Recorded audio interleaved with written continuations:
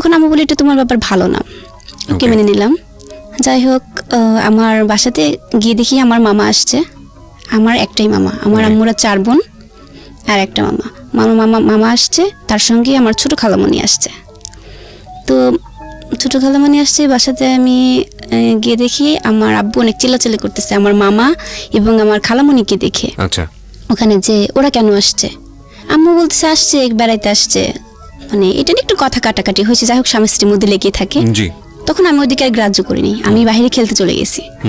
আম্মু আবার হয়তো বাবার সঙ্গে একটু রাগ ছিল, ওই রাগটা মানে কন্ট্রোল করতে না পেরে আম্মু আমাকে বাইরে নিতে আসছে, এসে আমাকে একটা চড় মেরে দিছে। চড় মেরে দেওয়ার পরে আমি একটু কান্না করছি, কান্না করতে করতে যে আমার তখন একটা মাইন্ডে লাগছে যে চিন্তা করছি যে সবার সামনে আম্মু আমাকে মারলো, আর কারো বাবা মতো এরকম মারে না, আমাকে কেন এরকম মারলো। আমি একটু রাগ করে রুমে চলে গেছি, চলে যেয়ে একটু রুমটা আটকিয়ে দিয়েছে। তখন আম্মু ভাবছে যে রাগ করে আটকাই দিল বাথরুমটা, নিশ্চয়ই কিছু করতেছে আবার ভিতরে। তখন আম্মু আবার নক করা শুরু করছে।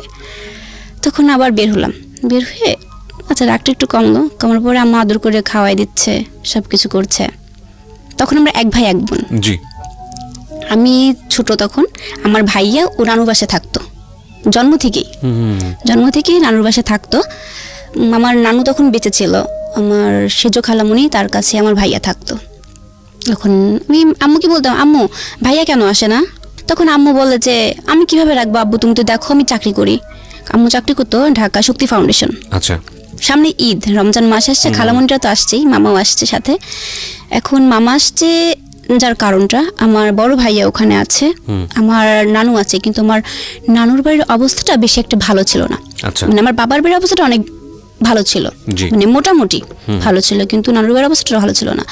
যার জন্য এখানে আসছে, আসার পরে তখন আমার বাবার কাছে বলছে আমার মামা যে দুলা ভাই এখানে মানে ওখানে তো রিজন আছে, আমার ভাইয়ার নাম রিজন আছে, তো মানে ওর পড়াশোনার তো এখন টিউশনি শেষ হচ্ছে, ওর মাস্টারে টাকা দিতে হবে, তো কিছু টাকা লাগবে, যদি দিন আপনি।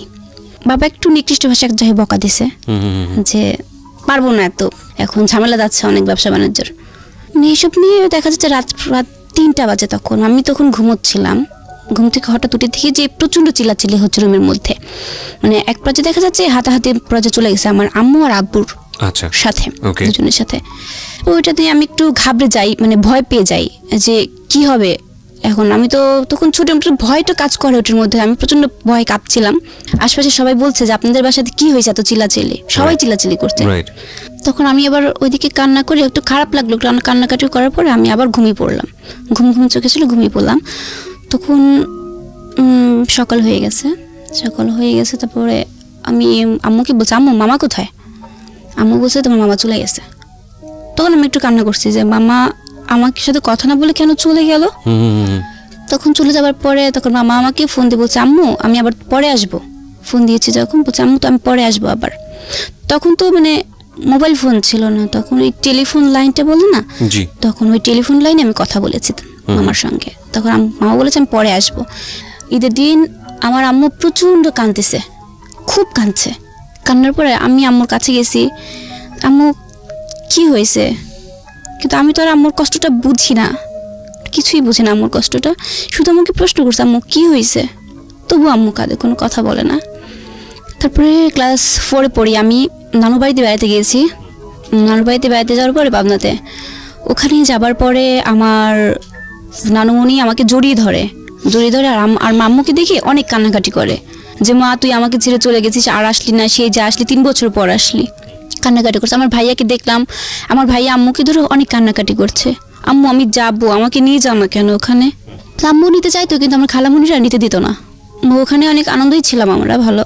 কিন্তু আসার সময় আমার বাবা তো আমাদের সাথে যায়নি, আমি আম্মুর সঙ্গে গিয়েছিলাম।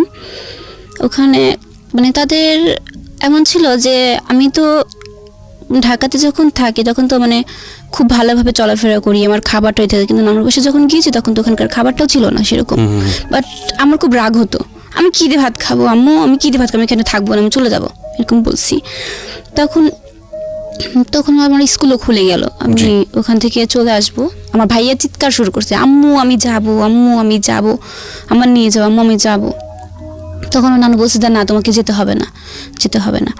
পরে যেতে দেয়নি, তখন চলে আসছে ঢাকাতে। কিন্তু ওখান থেকে ভাইয়া এতটা কান্নাকাটি করছে যে পরবর্তীতে আমার মামা আমার ভাইকে নিয়ে চলে আসছে ঢাকাতে। আচ্ছা, নিয়ে আসার পরে এখানে যখন নিয়ে আসছে তখন আমার বাবা কথা বলে না, মানে মামার সাথে তো কথা বলে না, কিছুই বলছে না। মামা তখন পড়াশোনা করতো, মামা তখন এসএসসি দেবে, আমার মামা এসএসসি দেবে, ওকে নিয়েও আসছে। তখন হয়তো সেটা অগ্রচরে বলছিল যে বড়াপা আমি ফর্ম ফিল আপ করবো, আমার কিছু টাকা লাগবে। মানে একটা যেটা বুঝতে পারছিলাম যে আপনার নানু বাড়ির লোকজন সামহাও আপনার মার ইনকামের উপর নির্ভরশীল ছিল এবং কিন্তু আপনার বাবা সেটা খুব একটা সাপোর্ট করতো না। আচ্ছা, ইকোনমিক স্ট্যাটাসটা বোঝাটা খুব জরুরি প্রিয় শ্রোতা। আপনারা যারা শুনছেন ইনিশিয়াল স্টেজে আছি আমরা গল্পের, ধৈর্য ধরে সামনের দিকে আগাবেন কারণ গল্পের আসল বিষয়টা থেকে আমরা এখনো অনেক দূরে। হ্যাঁ বলেন। তারপরে বলছে যখন বড়াপা আমার ফর্ম ফিল আপের জন্য কিছু টাকা লাগবে, তখন আম্মু করলো কি, আম্মুর কাছে তো টাকা ছিল না, আম্মু পাশের বাসা থেকে হয়তো বা মানে মনে হচ্ছিল আমার যেটা ধার করে নিয়ে আসছে। হ্যাঁ নিয়ে আসছে, যে পরবর্তীতে তখন স্যালারি পাইলে হয়তো দিয়ে দেবে। হ্যাঁ নিয়ে আসার পরে দিয়েছে, মানে সেটা বলেছে তোর দুলাভাই যেন না জানে।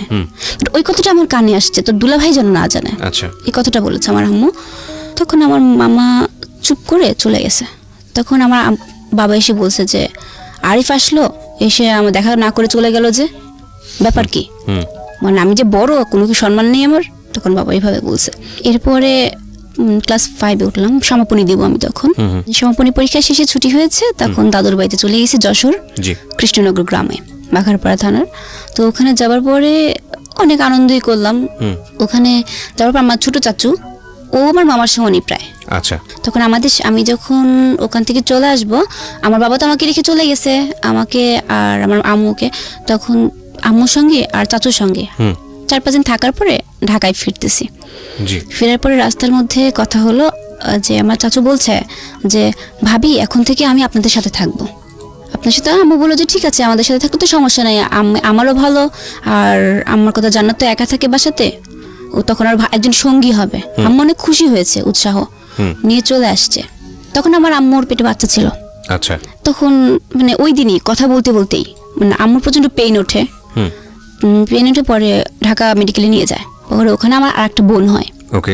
বোন হওয়ার পরে কিন্তু ওকে খুব ভালোবাসে, আমার বাবার মানে চোখের মনেই ছিল ধরতে গেলে পারে। কিন্তু তখন দেখতাম যে আমার প্রতি যে একটা মানে তার ইয়াটা ছিল, তখন হয়তো আস্তে আস্তে সেটা কমে গেছে। আচ্ছা, আপনি মনে করছিলেন যে আপনার ভালোবাসার প্রতি শেয়ার চলে এসেছে, আপনার ছোট বোন সেখানে ভাগ বসাচ্ছে। হ্যাঁ, মানে এরকম আমার মনে হচ্ছিল। মানে তখন ও বড় তো হচ্ছে আস্তে আস্তে, কিন্তু আমি তো আমার ছোট বোনকে অনেক ভালোবাসি, ওকে খুব আদর করে যত্ন করে সব কিছুই করি। কিন্তু তখন আমার একটু রাগও হতো, যাবো শুধু ওকে নিয়ে ব্যস্ত থাকে, আমি কি কিছু না, একটা খাবার নিয়ে আসছে ওর হাতে দিল, আমার হাতে কেন দিল না, মানে এটা একটু মানে আমার মনের মধ্যে আসছে যে তখন অতটা এখনকার মতো বুদ্ধিটা তখন আসেনি আমার, মানে একটু রাগও হতো। মাঝে মাঝে দেখতাম কি আমি ওর কাছ থেকে খাবারটা কেড়ে নিতাম। আচ্ছা, এরকম করতাম আমি। এরপর আমি ক্লাস 8-এ উঠে গেলাম, এরকম করে দেখতে দেখতে ক্লাস 8-এ উঠলাম। 8-এ ওঠার পরে জেসি পরীক্ষা দিব আমি। তখন প্রথম দিন আমার সেদিন বাংলা পরীক্ষা ছিল। ওই দিন মানে আব্বু আম্মুর মধ্যে অনেক কথা কাটাকাটি চলছিল আমার নানুর বাড়ির বিষয়টা নিয়ে। কিছুই রান্না করেনি সেদিন আম্মু।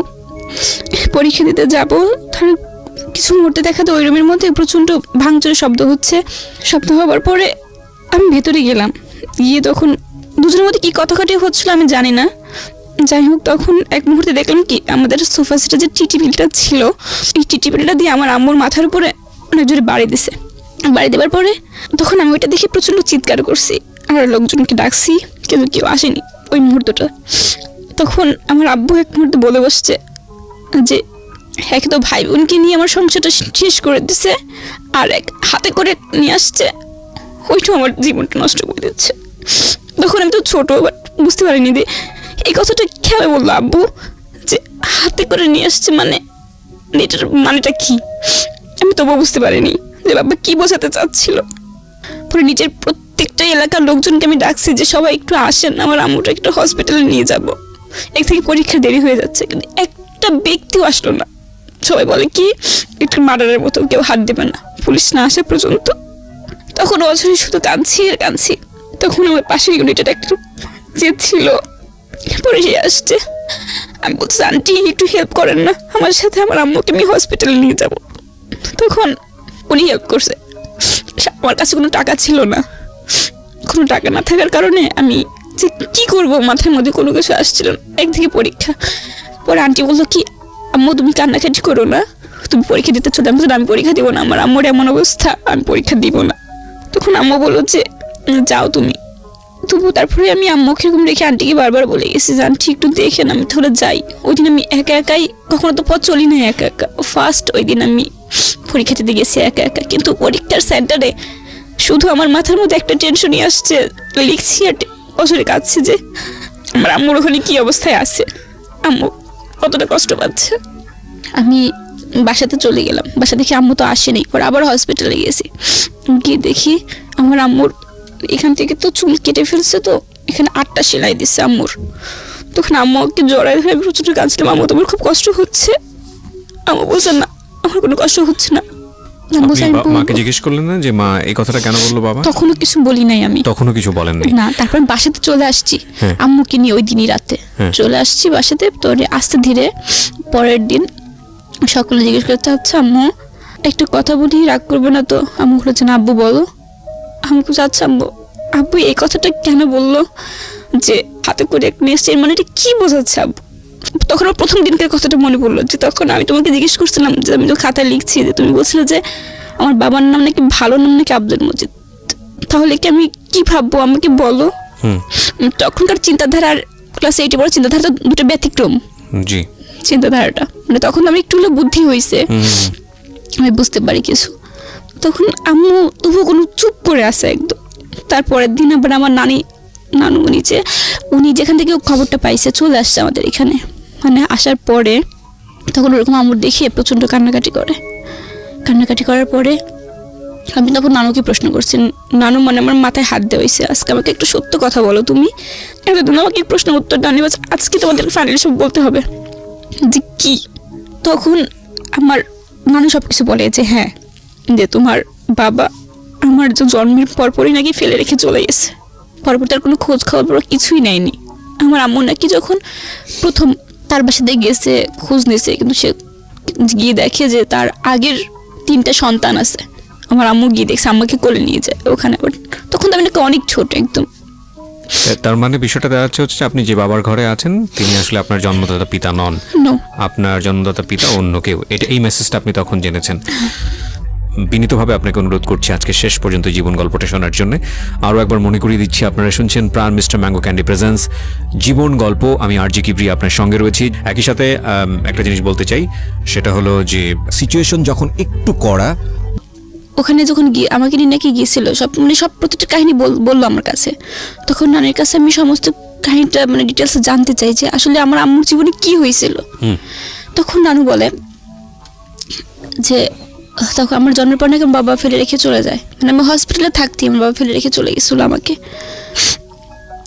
তখন আমার ভাইটা মানে ছোট বলতে কি 2 বছর হয়তো বয়স এরকম হবে আমার ভাইয়াটার, আর আমি তখন জন্ম হয়েছে। ফেলে রেখে চলে গেছে বলতে সে সৌদিতে চলে গেছে। আচ্ছা, সৌদিতে চলে গেছে। বাট আম্মু অনেক খোঁজাখুঁজি করেছে কিন্তু তার ঠিকানা কোথাও পায়নি, কারণ আম্মুর যখন নাকি বিয়ে হয়েছিল তখন আম্মু তো জানতো না যে তার বাড়ি কোথায় বা কোনো কিছু।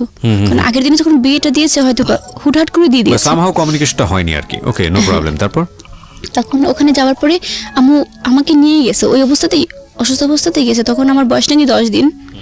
ওই অবস্থা গিয়ে দেখে যে তার ঘরে সন্তান আছে, 2টা মেয়ে আছে, একটা ছেলে আছে। তাহলে তো কিসের অভাব? আমার মানে তখন আম্মু বলছে যে ঠিক আছে তার তো ঘরে সবই আছে, তাহলে আমি কি? তবু আম্মু তাকে ধরে রাখার চেষ্টা করছে মানে ওখানে থেকে, কিন্তু ওখান থেকেও মানে এমন করছে যে আগে তার যে আগের ওয়াইফটা ওই বাবার, উনি তার বড় ভাই ওখানকার চেয়ারম্যান ছিল, অনেক লোক লাগাই দিয়ে আমার আম্মুকে অনেক আঘাত করছে। এক পর্যায়ে দেখা যায় তুই গ্রাম থেকে বের করে দিছে। আচ্ছা, যে তোর তো অন্যায় যে তুই একটা বউ থাকতে কেন বিয়ে করছিস। কিন্তু আম্মু তখন সবাইকে বলছে যে এই কথাটা যদি আমাকে বা আমার ফ্যামিলিকে বলতো, মানে আম্মু তখন এসএসসি পরীক্ষা দেবে আমার যখন জন্ম হয় তখন ওই টাইমটা, তখন আম্মু বলতো যে আমি তো একটা শিক্ষিত মেয়ে, আমি জেনে শুনে কেন আরেকজনের সংসারে ভাঙবো ভাই, আমি তো কোনো কিছু জানতাম না বা আমার ফ্যামিলি জানতাম, আমার ফ্যামিলি এটা দিয়েছে বিয়ে। তখন আম্মু অন্যটাকে বোঝানোর চেষ্টা করেছে, বাট বোঝাতে পারেনি, গ্রাম থেকে বের করে দিচ্ছে। তবুও আম্মু চেষ্টা করছে ওনার সাথে কন্ট্রাক্ট রাখার। এরকম করতে করতে নাকি আমার বয়স 3 বছর 4 বছর পর্যন্ত যোগাযোগ রাখার চেষ্টা করছে। খরচ দিত বলতে মানে মাসে নাকি 2000 টাকা করে পাঠাতো, আচ্ছা এইভাবে পাঠাইতো ওখান থেকে। কিন্তু পরবর্তীতে এক পর্যায়ে দেখা গেল যে দেয়ই না। তখন আমার নানুরা নাকি কন্ট্যাক্ট করার চেষ্টা করছে, সমস্ত ফোন সবই বন্ধ করে দিছিল তারা। তখন ওখান থেকে ডিভোর্স পেপারটাও পাঠিয়ে দিছিল, আচ্ছা যেভাবেই হোক। এখন আম্মু তো একটা মেয়ে কখন তো মনে চায় না যে তার সংসারটা ভেঙে যাক, 2টা বাচ্চা হয়েছে। জি তখন গ্রামের লোকজন, আম্মু মাইট টাইট খাওয়ার পরে গ্রামের লোকজন বলে তুই এই সংসার থেকে কি পাবি, তার তো ছেলে আছে মেয়ে আছে সবই আছে, তুই ছেড়ে দে। আম্মু বলছে না আমি তার সামনাসামনি কথা বলবো। কিন্তু সে সামনাসামনি কখনো ফেস করেনি, নাকি আম্মুর দেশের বাইরে ছিল। ডিভোর্স পেপার পাঠানোর পরে হয়তো বা ব্রেকআপ হয়ে গেছে। পরে তার পরবর্তীতে 2টা বছর আম্মু নাকি বাড়িতেই ছিল।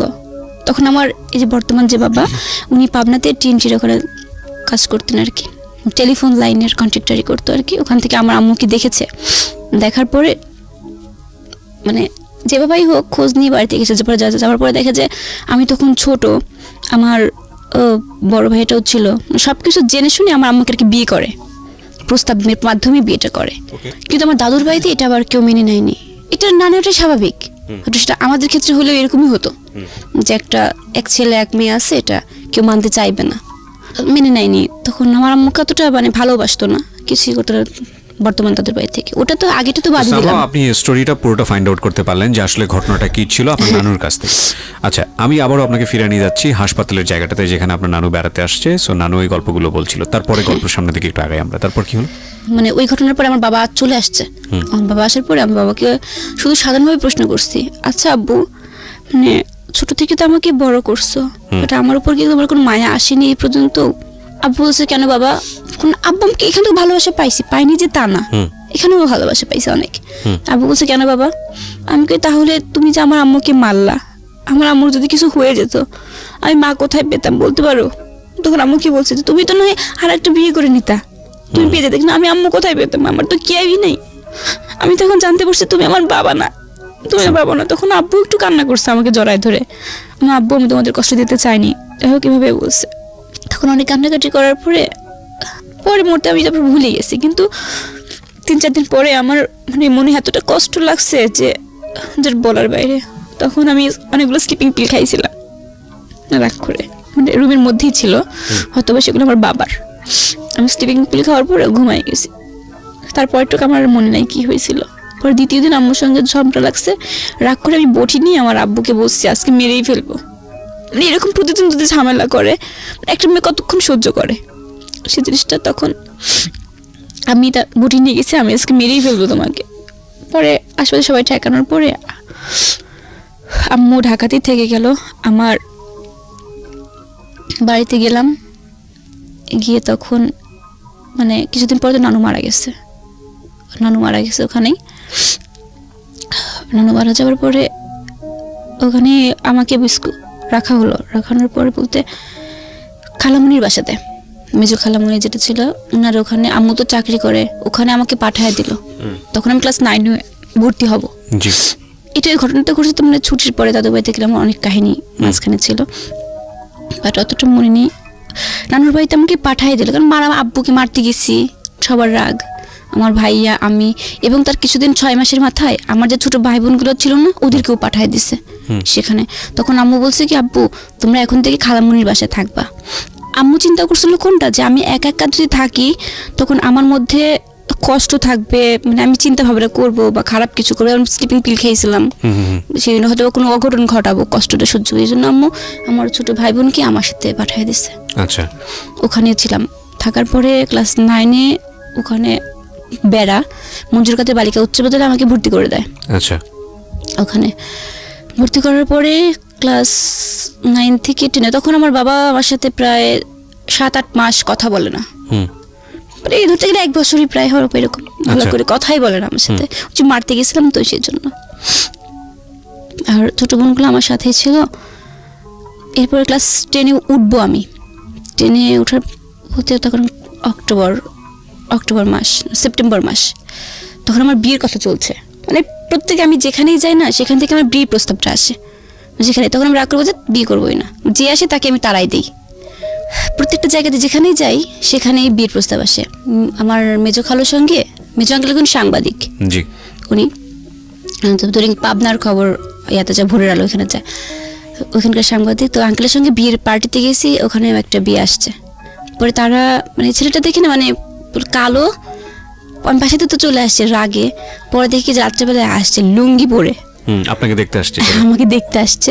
মানে আমি তো একটু মানে মডার্ন টাইপের ছিলাম, যাই হোক মানে একটু লুঙ্গি পরে আসছে, মানে নিজের একটা প্রেস্টিজ না যে আমাকে দেখতে আসছে, লুঙ্গি পরে একটা ছেলে আসছে।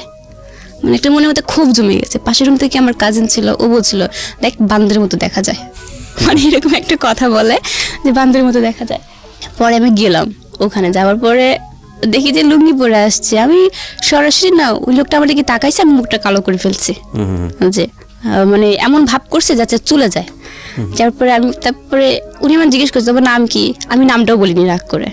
তখন উঠে দাঁড়িয়েছি, আমি কালকে আমার পরীক্ষা আঙ্কেল, আমি চলে গেলাম। পরীক্ষা আঙ্কেল? হ্যাঁ আমি বলছি, এটা আঙ্কেলকে বলছি, আঙ্কেল বসে আছে। তো এটা বলি বের হয়ে চলে গেছি রুম থেকে। তখন ওই ছেলেটা রাগ করে নিচে চলে গেছে।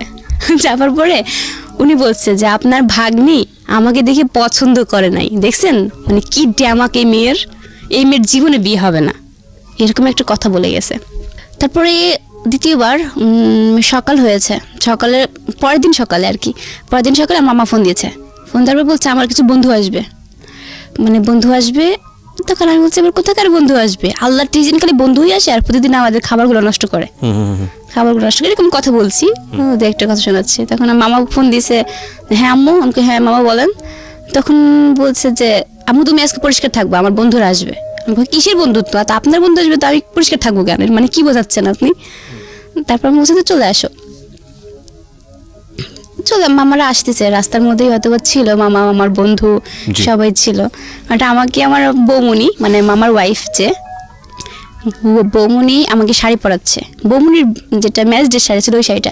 আমি কই এত মানে এই যে আমাকে শাড়ি পরানো হচ্ছে, ব্যাপার কি? তখন বলে যে না একটা ছেলের দেখতে আসবে। তখন বলতে আবার দেখতে আসবি, দাঁড়া আজকে মজা দেখাবো, আজকে না মানে অন্য কিছু করবো আর কি। শাড়িটা পরেছি, পরার পরে আমার দেখতে চলে আসছে, পাশের রুমে বসছে। তো ওইখানে চারজনই সম্ভব আসছে।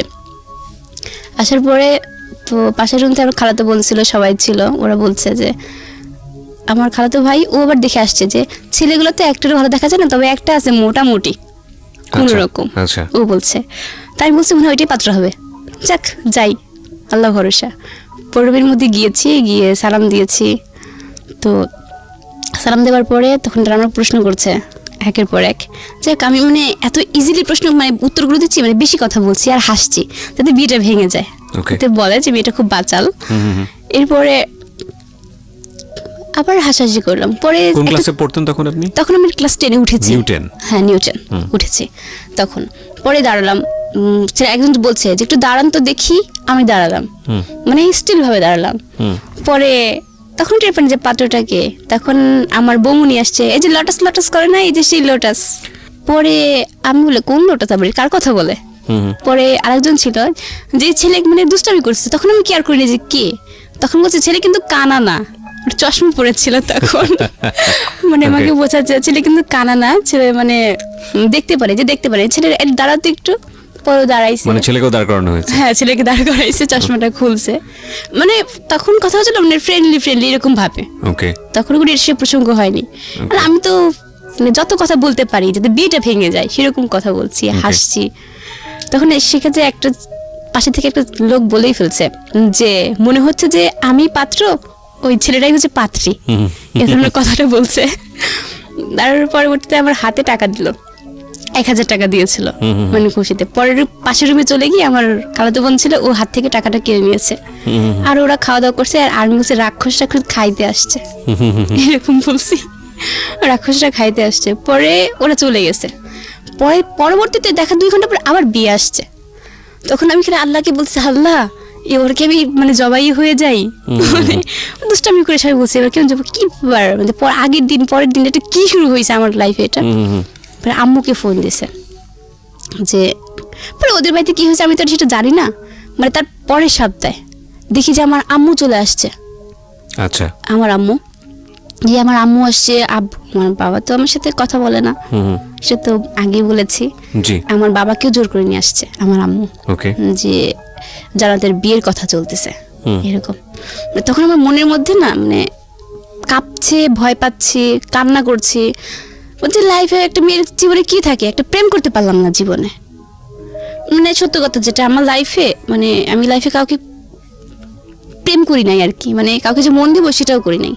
অফার আসছে চলে, মানে ওদিক না তাকে চলে গেছি। যে আমি চাইছিলাম যে এসএসসির পরে কলেজ লাইফে যা প্রেম করবো আমি, কিন্তু আমার ভাগ্যে আর সেটা ছিল না। যাই হোক, মানে পরের সপ্তাহে আবার আমার মানে আমি রাগরাগি করছি যে খালামণি কি শুরু হয়েছে আমার লাইফে বলো তো। তখন খালামণি বলছে যে দেখলেই কি বিয়ে হয়, ঢং কত তোমার, দেখলেই মনে হয় বিয়ে হয়ে যায়, এরকম একটা কথা বলছিল। তারা বললাম আসলে তো ঠিক, যে প্রথম দিন দেখে গেছে, দ্বিতীয় দিন মনে হয় কিছু হবে না, আজকে ইচ্ছা মতো দুষ্টামি করবো, যাতে মুরব্বী যেগুলো আসে সেগুলো চলে যায়। কিন্তু আসছে ঠিকই ওরা, কিন্তু মুরব্বী নেই ওদের সাথে, সব চ্যাংরা প্যাংরা লোকই আসছে। আসার পরে মানে ওই দিন কথা হচ্ছে, আমাকে দেখতে আসলো, আমাকে প্রশ্ন আবারও আগের মতোই প্রশ্ন করছে যে তোমার নাম কি, অনেক কথা জিজ্ঞেস করার পরে বলছে তুমি রান্না করতে পারো। আমি বললাম এটা আবার কে না পারে, তো সবাই পারে রান্না করতে, এরকম বলছে। পেঁয়াজ মরিচ দিয়ে কোনো রকম করে গেল আমার বাঙালি রান্না। আমি রান্না পারতাম না তখনও অতটা, মানে কোনো রকম করতে পারতাম খাবার মধ্যে, ইজিলি বলছি যে কে না পারে এটা। কিন্তু সেটা আমিও পারি, এটা আসলে রান্না it's not a difficult thing. আমারও মনে হয় যে রান্না আমাকে কেউ কখনো শেখায় নাই। কি করবেন, প্রথমে পেঁয়াজ মরিচ দেবেন, জিরা দিবেন, থেকে কি সব ভেজে ফেলে তারপরে দেন, যা দেওয়ার দিয়ে পানি দিয়ে সিদ্ধ করে ফেলেন, এটাই তো বেসিক রান্না তো আসলে এটাই। হ্যাঁ, তারপরে আমাকে আবার প্রশ্ন করছে যে তুমি কি খেতে পছন্দ করো, মেয়েরা তো সাধারণত টক খায়। আমি বলছি না, আমি টক খেতে পছন্দ করি না, মানে নর্মালভাবে যেভাবে বলছি, আমি মিষ্টি খাই অনেক। সেটা সেটা আমি লাইফে মানে মিষ্টির পাল্লা 2 কেজি মিষ্টি একা খেয়েছি, এটা আমি ফার্স্ট হয়েছি সেখানে। আমি মিষ্টি খেতে অনেকটা পছন্দ করি। তারপরে দেখা যাচ্ছে ওখানে গেলাম, চুপচাপ বসে আছে বারান্দার মধ্যে, যে বিদ্যুৎ চলে গেছে, এত পরিমাণ গরম, মানে একদিকে হালকা হালকা বৃষ্টি হচ্ছিল, একদিকে প্রচণ্ড গরম হচ্ছিল। উপরে গেলাম, কিন্তু তার মানে 20 মিনিট পরে আমার মেজো আঙ্কেল, যেটা মেজো খালু আর কি, উনি বলছে যে এই জান্নাত, আমরা জি বলে তো তোমার জন্ম তারিখ কবে, আমাকে প্রশ্ন করছে। তখন জন্ম তারিখটা বলতে গেলে আমার যখন কথা বলে বাল্য বিবাহ হবে, ওটা তো আইনি বিরুদ্ধে অপরাধ। এখন জন্ম তারিখটা অনেক আগায় দিছে ওখানে। যাই হোক, মানে আপনি জানেন না উপরে কি হচ্ছে না, আমরা জন্ম তারিখের কথা কেন জিজ্ঞেস করি, একটা কনফিউজ মনে হচ্ছে যে কি, মানে কেন জিজ্ঞেস করতে পারে। খালামণি কি বলছে, খালামণি কি হচ্ছে উপরে, কিন্তু আমার আম্মু কান্না শুরু করছে অলরেডি।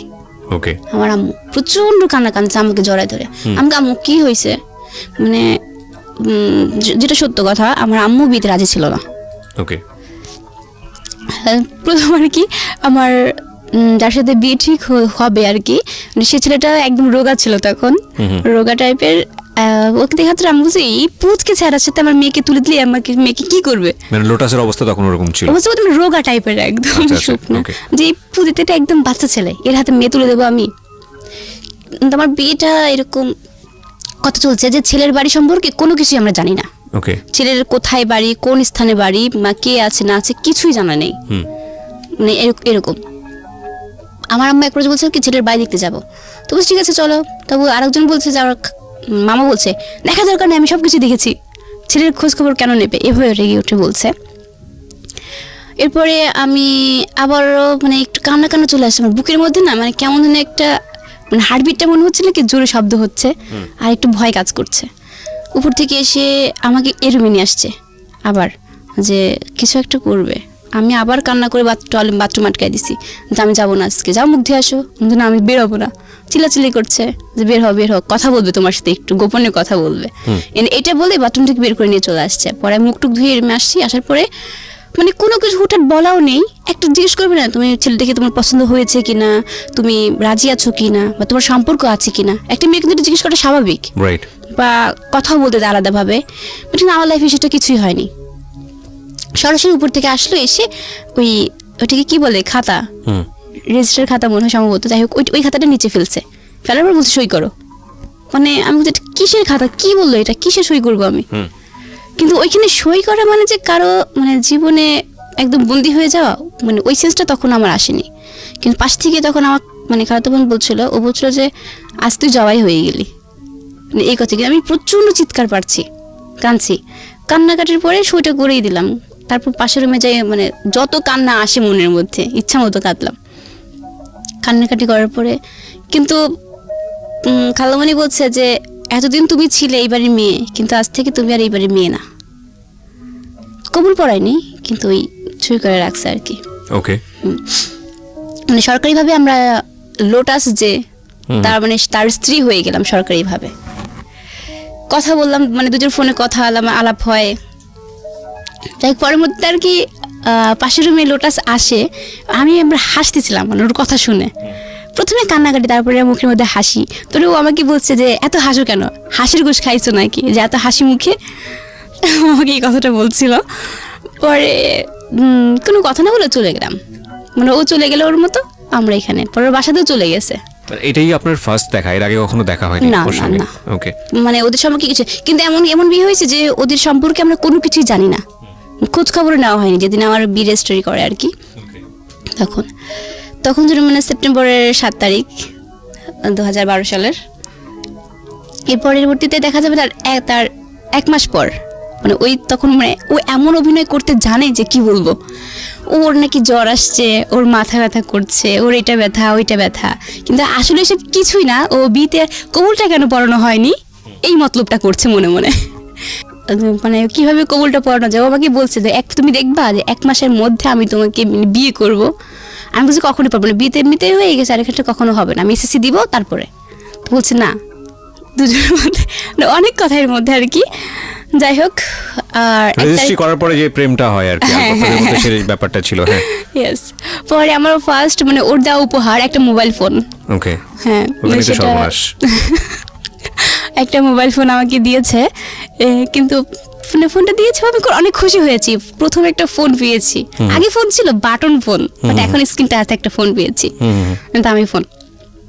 তখন ওর সঙ্গে আমার খালামণি একটা পার্সোনাল রুম দিয়েছে যে কখন কথা বলো। তো কথা বলছি, ও দেখি যে ঘুম পাড়তেছে, ওখানে এসে ঘুমাই গেছে। তারপর বিকেল হয়ে গেল, ও চলে গেল ওর মতো। এরকম তো আশেপাশের লোকজন দেখলে খারাপ বলে যে ছেলে এত যাতায়াত করে কেন, এখনো মেয়ে উঠায় নিয়ে যায়নি। গ্রাম অঞ্চলে তো এটা বলে থাকে স্বাভাবিক। এরপরে তার দ্বিতীয় সপ্তাহ পরে আমার শাশুড়ি আম্মা যে উনি আসছে আমাকে দেখতে, এসে আমাকে দেখে অনেক খুশি যে টুকটুকি একটা মেয়ে পেয়েছি। আমাদের মানে প্রত্যেকটা মেয়ে, মানে আমি একটু চঞ্চলা, কথা বলি বেশি, তখন সবাই আমাকে ভালোবেসে মেনে নিয়েছে। দেখাশোনার পরে ওরা চলে গেল। তার আবার 1 সপ্তাহ 2 সপ্তাহ পরেই ওরা আবার খবর পাঠাইছে যে আজকে বিয়ে পড়াতে আসবে, এরকম কাহিনী। 1 মাস পরেই আবার বিয়ের কাহিনী চলছে, আবার চিল্লাচিল্লি শুরু করছে যে আমার কথার কোনো দাম নাই, যে আমার সঙ্গে এর বিয়ে হচ্ছে, তখনই কিছু বললা না, এখন আবার আমার অনুমতি ছাড়া বলছে আবার কবুল পড়ায় দিবা। এটা কি খেলনা পাইছো আমাকে, আমি কি মেয়ে না, আমি মরে যাবো কিন্তু এরকম করলে, এরকম দুষ্টামি করে কথা বলছি আর কি। আর কান্নাকাটিও করলাম যে কোনো বিয়ে পায় না, রেসপন্স পায় না। কিন্তু তখন আবার আমার বিয়ে যখন পড়ানো হবে, আমার বাবা আসবেই না, বেশি বলছে বিয়েতে মেন কথা। মানে বাবার রাগ যে আমি যাবোই না বিয়েতে। আমি অনেক কান্নাকাটি করে বাবাকে ফোন দিলাম, আবু তুমি আসবা না, তুমি না আসা পর্যন্ত আমি কিন্তু কবুল বলবো না, আমি বলছি। তো বাবা এক পর্যায়ে রাজি করালাম, অনেক বলে 2 ঘন্টা কথা বলার পরে বাবা রাজি হয়েছে, ঠিক আছে আমি আসছি না, এটাই। আবু চলে আসছে, পরের দিন ভোরে এসে আব্বু নামছে, নামার পরে কথা বললাম, আব্বুকে অনেক বোঝালাম, মানে আগের কথাগুলা পরে কথা, আব্বু যেভাবে আমার অন্যায় হয়েছে তুমি মাফ করে দাও। আমি তবু বাবা, আমি সেক্ষেত্রে বলছি আব্বু আমাকে মাফ করে দাও, আমার ভুল হয়ে গেছে, মাফ চেয়েছে, কারণ আমি তো আর সারা জীবন তোমার সঙ্গে, আমি তো পর হয়েই গেছি, আমাকে তো তাড়িয়ে দিচ্ছ তোমরা। পরের দিন বিয়ের সময় চলে আসছে ওরা, আমার যে বিয়ে পড়ায় রাখবে, তখন ওরা সব ওদের বাড়ি থেকে সব লোকজন চলে আসছে, প্রায় 20 জনের মতো লোক আসছে। আমার জন্য নর্মালি একটা শাড়ি নিয়ে আসছে, নর্মালি আর কি একটা শাড়ি নিয়ে আসছে, আর একটা জুয়েলারি একটা নিয়ে আসছে, ওইটা পরে বিয়ে পড়াবে। আচ্ছা পড়লাম, পরে এখন কবুল পড়াবে। কিন্তু যখন খাতা সই করছিলাম তখন তো একটু কাঁদছি, কিন্তু যখন কবুল বলতে গেছে তখন আরো চিৎকার, যে হায় হায় টিভি সিনেমায় কবুল দেখিয়ে যে তার শ্বশুর বাড়ি নিয়ে যাবে। টিভি সিনেমায় কবুল দেখেন ওই সময় কান্নাকাটি করে, সেজন্যই কি আপনি কান্নাকাটি করছেন নাকি অন্য কোনো ফিল ছিল? ওই জন্য না, আসলে কান্নাকাটিটা করছিলাম এই জন্য যে আজকে মানে আমাকে বিদায় করে দেবে, আচ্ছা। মনে হয় আমার কিছুই হলো না, অনুষ্ঠান হলো না, আমার কিছু তো হলো মনে হয় না। এই সময়টাতে বেশি কান্নাকাটি করা উচিত ছেলেদের, কিন্তু আমি জানি না, মানে মেয়েরা ওই একদিনই কেঁদে নেয়, বাকি সারাটা জীবন ছেলেরাই কাঁদে। ন্যাচারালি আমার কাছে এটা ফিল হয়। বাই দ্য ওয়ে, এটা জাস্ট আ ফান। কেন যে মেয়েরা কাঁদে আই ডোন্ট নো, কাঁদে আসলে কি ফিলটা হয় ওই সময়টাতে?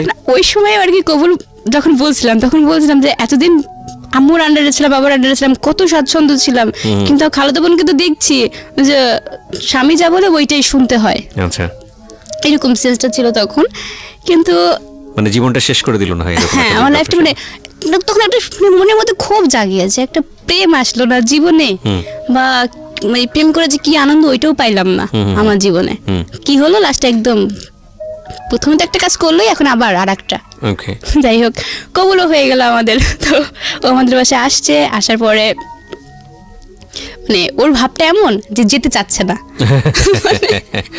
ওকে, তো ওই দিন আবার ওকে যেদিন কবুল পড়ায় আমাদের বাসা থেকে চেন পড়াইছে ওকে একটা, ওকে, মানে পড়ায় রাখছে আর কি। রাখার পর ও আর যেতে চাচ্ছে না, গেলও না সাথে, না যাবার করেও থেকে গেল ওই দিন। আমরা দুজন কথা বললাম, বিদ্যুৎ নেই, প্রচণ্ড গরম, কেমন লাগে অন্ধকারের মধ্যে গ্রামে। দুজনের মধ্যে অনেক কথা, মানে ওর মনে যত কষ্ট আছে সেগুলো বললো, আর আমার মনে যত রাগ আর ক্ষোভ আছে সেগুলো। Sweet moment. আমাদের 1 ঘন্টা সময় শেষ হয়েছে, আরো লম্বা সময় হাতে আছে। আমরা 2টা পর্যন্ত যেতে চাই আজকের এই গল্পটা নিয়ে। যে তখন চলে আসছি, আসার পরে ওই দিনটাই মানে ভালোই কাটলো। পরের দিন অনুষ্ঠান হলো, ওদের বাড়িতে বউ ভাত হলো, হবার পরে আমি চলে গেলাম আমাদের বাসাতে, সেখানেও কথাবার্তা বললাম। এরপরে ওখান থেকে আমার আম্মু ছিল, তখন আমার আম্মু ঢাকাতে ফিরবে ওই দিনটাতে। আমার আম্মু আমাদেরকে বিদায় করে দিয়ে, যেটাকে বলে ফিরানি বলে আর কি, আমাদের ওখানে চলে যাব আমরা। ওই আম্মু ঢাকায় আমাদের নিয়ে চলে যাবে বলতে আমাদেরকে রেখে গেল ওই বিদায়। তখন আমার আম্মুর সঙ্গে মাঝখানে 6 মাস 1 বছর দেখা হয় না আমার। ওকে, তখন একটা মেয়ের জন্য কতটা খারাপ লাগা, যে খুব স্বাভাবিক, অল্প বয়সের এত বছর, মানে পুরো একটা বছর আমার আম্মুর সঙ্গে কোনো দেখা নেই, কথা নেই, কেউ আসে না। আর আমার শ্বশুর বাড়িতে আসা যাওয়ার মধ্যে দেখা যাচ্ছে আমরা খালামণিরাই আসা যাওয়া করে, যেহেতু আমার নানুর বাড়ি থেকে আমার বিয়ে হয়েছে। কিন্তু আমার হাজবেন্ড, আমি সত্য কথা যেটা, আমি বাবার বাড়ি থেকে যতটা ভালোবাসা না পাইছি, আমার শ্বশুর বাড়িতে আমি প্রচন্ড ভালোবাসা পাইছি। আশপাশের সবাই, আমার শাশুড়ি আম্মা তো যে, সে তো বর্তমান যুগে এরকম আছে কিনা আমি জানি না, সকাল হইলেই ভোর হবে ডেকে দিয়ে নাস্তা মুখে তুলে খাওয়াই দেবে। উনি এরকম ধরনের মাটির মানুষ ভিতর থেকে, উনি চাকরি করে কিন্তু স্কার কোম্পানিতে। আচ্ছা, সারাদিন পরিশ্রম করে এসে তার ছেলের বউদের জন্য খাবার তৈরি করে দেয়। এরকম কয়জন করে? রাইট, এরকম কিন্তু কেউ করে না, কিন্তু সে করে। সে এমনই একজন মাটির মানুষ। এরকম করতে করতে পুরো বাসাটাই চেঞ্জ করলাম। পর আমার রেজাল্টের সময় চলে আসলো, রেজাল্ট হলো, আমি এসএসসিতে A- পেয়েছিলাম। তখন একটু ভালো করছিলাম, মানে বিয়ের সময়টা ছিল, মানে বিয়ে চলাকালীন এসএসসি দিয়েছিলাম, একটু খারাপ হয়েছিল আমার। তারপরে কলেজ মোমেন্টটা, শ্বশুর বাড়ি থেকে সবাই বলেছে আমাকে কলেজে ভর্তি হতে দেবে না। তারা বলেছিল যে না, মানে আমাদের এক ভাড়াটিয়া ছিল বাসার ওখানকার, তো উনি বলছে যে বিয়ের পরে পড়াশোনা করতে এমনিতে যে মেয়ে রে বাবা ধানি লঙ্কা, না আমাকে সবাই বলতো ধানি লঙ্কা আর কি, এরকম বলতো, বেশি কথা বলি দেখি। আর তখন বলছে ওরে বাবা, এই মেয়ে কলেজে গেলে পারে, এই লোটাস, এই মেয়ে যদি মানে যায়, তুই গেছিস, এই বউ আর খুঁজে পাবি না। মানে ওদের চিন্তাধারা ছিল এরকম, আমি অন্য কারোর সাথে ভেগে চলে যাব এরকম। কলেজে উঠলে কলেজে ভর্তি কেউই হতে দেবে না। তখন আমার হাজবেন্ড আমাকে সাপোর্ট দিয়েছে, না ও পড়াশোনা করুক, ওর একটা ভবিষ্যতে দরকার আছে। সেক্ষেত্রে আমার হাজবেন্ডের অনেক সাপোর্ট আমি পেয়েছি। সেখানে আমার পরিবার থেকেও হেল্প করছে, ও হেল্প করছে। কলেজে ভর্তি হওয়ার মধ্যে কেউ আমাকে হেল্প করে না, কিভাবে আমি ভর্তি হব সেখানে। আমি তো চাই সরকারি কলেজে পড়তে, কিন্তু সরকারি কলেজে ভর্তি হতে চাইলে প্লাস পেতে হবে আমাকে, ওখানকার দামি কলেজে ভর্তি হতে গেলে। তো আমি তো রেজাল্ট খারাপ করছি, কিছুতেই ভর্তি। আমার বড় ভাসুর কি বলছে, ভাইয়া, আমার বড় ভাসুর তখন বিয়ে করেনি, মানে আমার ওই বাড়ির প্রথম বউ আমি, বড় ভাসুর বিয়ে করেনি। ভাইয়াকে বলছি, ভাইয়া আমি ভর্তি হব। তো ভাইয়া বলছে যে হওয়া ঠিক আছে, তুমি ওখানে সবকিছু জমা দাও। কিন্তু দিয়েছি, কিন্তু কাজ হচ্ছে না। তারপরে দেখি যে ভাইয়া কোনো গ্রাহ্য করে না। কি করব আমি? আমার হাজবেন্ডকে বলছে যে নেতা যে ছিল পাশে তার কাছে যেতে, তো কোনো কাজ হলো না। লাস্টে আমি একাই গেলাম কলেজের মধ্যে, গিয়ে দেখলাম যে ওখানে নেতা খেতা তো আছেই। তাদেরকে বললাম যে দেখেন ভাই, আমার খুব ইচ্ছা যে আমি এই কলেজে ভর্তি হব, আমি কিভাবে ভর্তি হবে, আমার তো রেজাল্ট খারাপ আসছে, আমি ভর্তি হতে চাই। অনেক কিছু বললাম, দেখা যায় একটা জন্য অনেক কান্না করে ফেললাম ওইখানে। তারা আমাকে হেল্প করছে, আমি ভর্তি হয়ে গেছি। পরবর্তীতে একটা জিনিস যে আমার মানে হাজবেন্ড তো হেল্প করছে, বাট আমি একা একা সেখানে সংগ্রাম করে ভর্তি হয়ে গেছি ওই দামি কলেজে। সেখানে আমার ভাসুরও কিছু করলো না, দেবরও কিছুই করলো না, একা একাই গিয়ে ভর্তি হলাম। কলেজ লাইফে চলছিল অনেক ভালো। আমার ফার্স্ট ইয়ারের ফার্স্ট এক্সাম শুরু হলো, আমার এক্সাম দিয়ে আমি বাসাতে চলে আসলাম। আসার পরে এর পরবর্তীতে আবার ভালোভাবে পরীক্ষাটি দিয়ে আসলাম, সুস্থ মানুষ একদম পুরা। বাসাতে আসলাম, প্রচণ্ড শীত। পরের দিন এরকম করতে করতে লাস্ট পর্যায়ে 6টা পরীক্ষা হয়, শেষের পরীক্ষার দিন আমার পরীক্ষা, এয়ার চার্জ পরীক্ষা শেষ হওয়ার পরে লাস্ট দিন বাসায় চলে আসলাম। আসার পরে শুয়ে আছি, আমি ঘুমিয়ে। আমার পাশে হাজবেন্ড ছিল, মানে যে কোনো একটা টেনশনে দুজনের মধ্যে কাজ করছে, মানে ওর মনের কথাগুলো বলছে আর আমি সেগুলো শুনছি, কিন্তু আমার পর্যন্ত সেদিন মাথা ঘুরছিল। ঘোরার পরে আর দুজনের সাথে কথা বলতে একটু মন মালিন্য হয়েছে। পরে আমার হাজব্যান্ড চলে গেছে, বাসাতে কেউ নেই, আমি একা ছিলাম সেদিন, শীতের মধ্যে কম্বল গায়ে দিয়ে শুয়ে আছি। ও তো চলে গেছে, যাবার আমি ঘুমিয়ে আছি। ঘুম থেকে ওটা হঠাৎ ঘুমের 1 ঘন্টা পরে দেখছি যে আমার প্রচন্ড মাথা ঘুরছে, কিন্তু কেন মাথা ঘুরছে আমি বুঝতে পারছি না কিছু। বিয়ের কত বছর পরের ঘটনা এটা? বিয়ের 2 বছর পর। বিয়ের 2 বছর পরে, ওকে। তারপরে মাথার এত পরিমাণ ঘুরছে আমার, কিন্তু কেন ঘুরছে কিছুই বুঝতে পারছি না।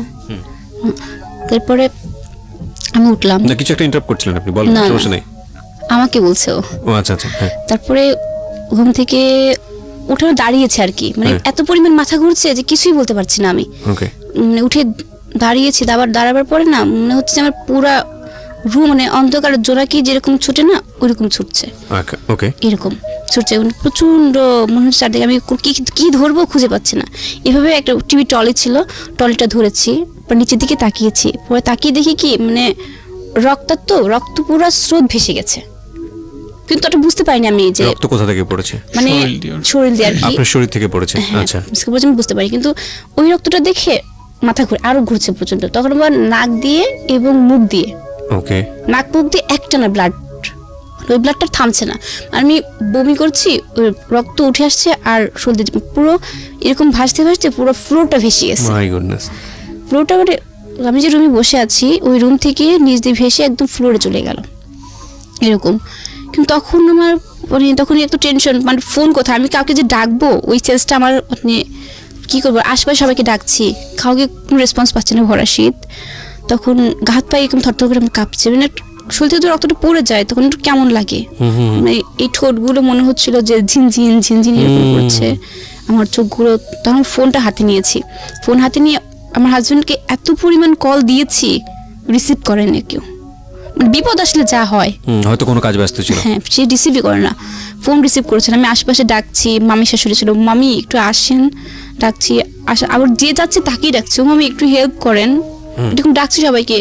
এক পর্যায়ে ডাকতে ডাকতে দেখা যাচ্ছে যখন আর পারছি না, তখন আমি ওখানেই সেন্সলেস হয়ে পড়ে গেছি।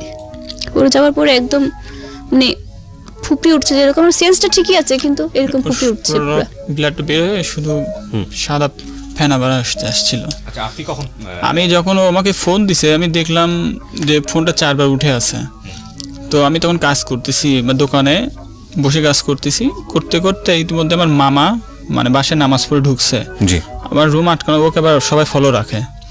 তো রুমের দরজাটা রুমের যেই খুলছে এখন দেখে ব্লাড পুরো ফ্লোর দিয়ে ভেসে যাচ্ছে, মানে একটা গরু কাটলেও ওরকম ব্লাড নাই। তো যাওয়ার পর দৌড়, মামা ওখানে না ঢুকে দৌড় আমার দোকানের পর চলে গেছে। তো আমি ওরকম দেখে আমার ওরকম সম্পূর্ণ ফালাতে আমি দৌড় মারতে আসে, আমি দেখে মানে আমি ওখানে হ্যাং হয়ে গেছি, কি এটা, মানে আমি ধরে সামনে তাড়াতাড়ি ধরেছি, লোকজন আমাকে বলতে ধরিস না, মানে সারা জায়গায় ওদের দাঁড়াইছে, মানে দাঁড়ায় আলমারি ছিল, ওই আলমারিতে 2 হাতে ছাপ, মনে হচ্ছে কেউ যেন এসে মারি থুয়ে গেছে, এখানে গলার এখানে পুরা স্পট। আমি পুরা সেন্সলেস হয়ে গেছি, কি অবস্থা। ওরকম আমার মামা আসলো, মামা আসে কোলে করে অমনি নিয়ে মানে আশপাশে সবার সেন্সটা হাসপাতালে মানে সেন্সটা এরকম ছিল যে একদিকে তো আমি ওই ব্লু কালারের একটা ড্রেস পরেছিলাম, ওড়না পেঁচানো ছিল, তো ব্লু কালার তো রক্ত পড়ছে, তো সেখানে ব্লু রংটা তো উঠবেই, তো সেই রংটা এখানে ছাপ বসে গেছে, মানে ধরে নিয়েছে আপনাকে কেউ জবাই করে ফেলেছে। এরকমও চিন্তা ভাবনা করছে কি, কারণ প্রথম সেন্সটা ওইরকম হয়েছে, তার পরবর্তীতে আবার কেউ চিন্তা করছে যে আমার হাজবেন্ড হয়তো আমাকে মেরে ঘরের মধ্যে রেখে গেছে, আশপাশের গ্রাম ছড়ায় গেছে, সবাই বলতেছে যে লোটাস মারছে। তো আমি বলছি আমি তো মারি নাই, আমি যেরকম আগে নিয়ে গিয়ে মানে বাসার কেউ ওই ব্লাডটা যে ধুবে সেটা ধুচ্ছে না, অলরেডি মানে প্রশাসনিক ফোন দিবে। তাই আমি বললাম কোথাও ফোন দেওয়ার দরকার নাই, মানে পুলিশকে জানাবে, পুলিশকে জানা। তাই আমি বললাম কাউকে করার দরকার নাই, ও সেন্স নেই, একদম সেন্স নেই, ওকে অমনি কোলে করে নিয়ে মানে লাইফে তো এরকম মানে কখনো এরকম নিয়ে যে হসপিটালে নিয়ে গেলাম। তো ওই মুহূর্তে ব্লাডের গ্রুপ জানা নাই আমার ওর। দেখেন গল্পটা কোথায় ছিল, কোথায় এসে দাঁড়িয়েছে এবং কোথায় যাচ্ছে সেটাও আপনার জন্য অকল্পনীয়। শুধু একটাই কথা, ধৈর্য ধরে প্লিজ শেষ পর্যন্ত আপনারা শুনবেন। আমরা ছোট্ট একটা বিরতি নেবার আগে আপনাদেরকে আবারও বলছি, এই গল্পের খুবই গুরুত্বপূর্ণ একটা ভিডিও পার্ট যারা আজকে এখানে গেস্ট হিসেবে আছেন তাদেরকে আমরা উপস্থাপন করবো আমাদের ইউটিউব চ্যানেলে। আমার ইউটিউব চ্যানেলটিতে গেলে আপনি সেখানে তাদেরকে দেখতে পাবেন। তার আগে আপনাকে সাবস্ক্রাইব করতে হবে। আমার ইউটিউবের ঠিকানায় www.youtube.com/RJKebriya FM, RJKEBRIAFM চ্যানেলটিতে গিয়ে সাবস্ক্রাইব করে নোটিফিকেশন মানে ঘন্টা বাটনটা অন করে নেবেন। আমি কিছুক্ষণের মধ্যে হয়তো ভিডিওটা আপলোড করব। ঠিক আছে, তো তারপরে কি হলো লোটাস? হসপিটালে নিয়ে গেলাম। তো একটা মানুষের শরীরে যখন মানে 0 পয়েন্ট আসে তখন তার অবস্থা কি হতে পারে। তো ডাক্তার বলতেছেন ব্লাডের গ্রুপ বলেন। তো গ্রুপ তো আমার জানা নাই, পাশে ওর বাসারও কেউ নাই, শুধু আমি আমার মামারা। তো তখনও আমার বাসাতে জানানো হয়নি, মানে ওর সেন্স রয়েছে, ওভাবে সেন্স রয়েছে। আমি বলতে জানা তুমি কি তোমার ব্লাড গ্রুপ জানো? 3বার বলছে হ্যাঁ বি পজিটিভ। যখন বলছে তখন সঙ্গে সঙ্গে ব্লাডের আর কোনো নাই। পরে নিয়ে ডাক্তার বলতেছে এই রোগীকে আমরা করতে পারবো না। মানে ডক্টর ওখানে, আমি তখন পাবনা সদরে ভর্তি ছিলাম, ওখান থেকে সরাসরি কোনো টেস্ট না করেই বলে ফেলছে ব্লাড ক্যান্সার।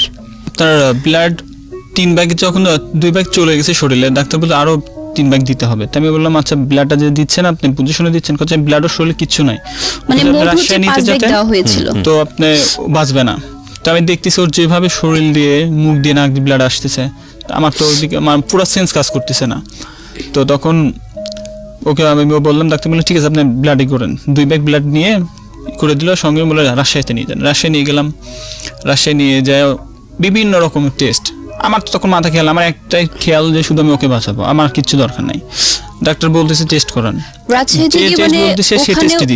মানে এমন অবস্থাটা হয়েছে রাজশাহীতেও যে শুধু টেস্টের পর টেস্ট, মুখ দিয়ে ডক্টর এসে আমার সঙ্গে কথা বলছে, ডক্টরের মানে পায়ের উপরই মানে মুখ দিয়ে ব্লাড চলে আসছে, কিন্তু ডক্টর বলছে কিছুতে বুঝতে পারছে না কেন রোগটা আসছে। টেস্ট করতে করতে মানে আমার পুরো হাত আর হাত নেই, মানে এরকম পুরো ফুলে গেছে 2 হাতটা। আর আমি তো খাবার খাই না প্রায় অনেক দিন যাবত, স্যালাইনের উপরেই যাচ্ছে। ওকে, তারপর লোটাস? তো আমি ডাক্তারকে বলতেছি আচ্ছা আপনারা যে এই টেস্ট দিচ্ছেন আমি সবই মানতেছি, কিন্তু আমার রোগীর তো কোনো রকম আমি পাচ্ছি না যে ওর ব্লাড উঠতেইছে। আপনারা এত মানে না হলে যে ডাক্তার আসতে প্রতিদিনে না হলে ডাক্তার ঘুরে 100 থেকে 120 জন ঘুরবে, আসতে যাচ্ছে, আমার রোগীর কোনো আমি পাচ্ছি না। তো ডাক্তারের সঙ্গে এক মুখে আমার ঝামেলা লেগে গেল। তো আমার যে খালু শ্বশুর ছিল তাকে নিয়ে গেছিলাম, সে বললো ওটা তুমি চুপ থাকো। তো মাথা ঠান্ডা করে আমি বললাম মাথা ঠান্ডা আমার আসতেছে না। তখন ডাক্তার বলতেছে যে ওষুধ খান, যখনই ব্লাড উঠতেছে তখনই ওষুধ দিচ্ছে, অ্যান্টিবায়োটিক ওষুধ দিচ্ছে আর ইঞ্জেকশন দিচ্ছে। কিছু সময় বন্ধ থাকতেছে বলে ঠিক হয়ে যাবে। তো যাই হোক এক প্রকার ব্লাডটা একটু বন্ধ হলো। 7 দিনের মাথায় ওকে আমি নিয়ে পাবনা আসলাম, মানে ফিরে বাসাতে চলে আসছি। ওখানে মনে হয় 2 সপ্তাহ পর 2 সপ্তাহ পর আমি আবার ওকে রেখে গেছি। ও তখন একটু ভালো কথা বলতেছে, আবার কলেজে গেছি, আবার কলেজ থেকে আসছে জানার জন্য যে আমি ফর্ম ফিল আপ করতে পারবো কিনা, মানে এই ধরনের ইন্টার পরীক্ষা ফাইনাল। তখন তো আমি গিয়েছি, বাট মনে রেজাল্ট হয়েছে কিন্তু আমি সেখানে বলছে যে হ্যাঁ এগ্রিড পেয়েছি, মানে স্যার বলেছে। তো আনন্দ চলে আসছি, আমার কাজিন ছিল সাথে, খালাতো ভাই, ওর সঙ্গে বাসায় চলে আসার পরে আমার কলেজ ড্রেস পরাই আছে, মানে আমি তো অসুস্থ, হাঁটতে পারি না। রাজশাহী থেকে চলে আসছি, ওই অবস্থা কলেজে গিয়েছিলাম, বাসাতে নিয়ে চলে আসলো আমাকে। তো আমাকে রুমে বসায় রাখছে, আমার তো প্রচন্ড জ্বর, গায়ে জ্বর, আমার গায়ে হচ্ছে আমার রেশ বের হয়েছিল এরকম ফুসকা। লোটাস বলেন। হ্যাঁ, তো আমি ডাক্তার ফোন করলাম যে স্যার ওর তো এরকম গায়ে কি যেন বের হয়েছে। তো বলতো এটা হলো ওষুধের রিয়াকশন। তো আমি ওকে আবার দেখতে ঠিক পাবো যে ওর কখন কোন সিমটমটা শুরু হবে, মানে ঠিক পাই আমি। তো ও যখন কলেজ থেকে আসলো তো আমি দোকানে থেকে বাসায় ফিরলাম। তো আমার যে শালু ছিল ছোট ভাই, ও আবার আমাকে খুব হেল্প করছে। তো বলতেছে ভাইয়া আমি একটু বাইরে যাবো, তুমি ওটা যাও। তো আমি ওকে দেখে আমার কেমন হলো, আমি বলতে জানি তোমার শরীর খারাপ লাগতো না, শরীর খারাপ লাগতেছে না। ও হয়তো চিন্তা করতেছে টাকা পয়সা। তাই আমি বলছি তোমার কোনো রোগ, তুমি কোনো সমস্যা হলে আমাকে বলবা, এই তুমি কোনো টেনশন করবা না। তো বলতেছে না। তা আমি ওকে রেখে আমার দোকানে আসছি, দোকান থেকে মোটরসাইকেলটা নিয়ে আমি একটু বাইরে গেছি। তখন আমার ফোন আসছে যে জানার অবস্থা খুব খারাপ। আমার কিসের মানে কি, আমার মোটরসাইকেল আমি জোরে আসতে বসে আমি তো বাইরে গিয়ে একটা একটা জিনিস করছি কি যে আমি যে ওরকম মানে আবার ওরকম একটা না ব্লাড তখন পরের বার আবার না আরো বেশি আসছে, কারণ 5 ব্যাগ ব্লাড নিয়েছি তখন তো শরীর অলরেডি ফুল ব্লাড আসছে, আমার প্রায় 18 পয়েন্টের উপরে ব্লাড আছে, আবার সমস্ত রক্তটাই ঝরে গেল, মানে তখন মুখ দিয়ে বেশি আসছে। কয় সপ্তাহের ব্যবধানে?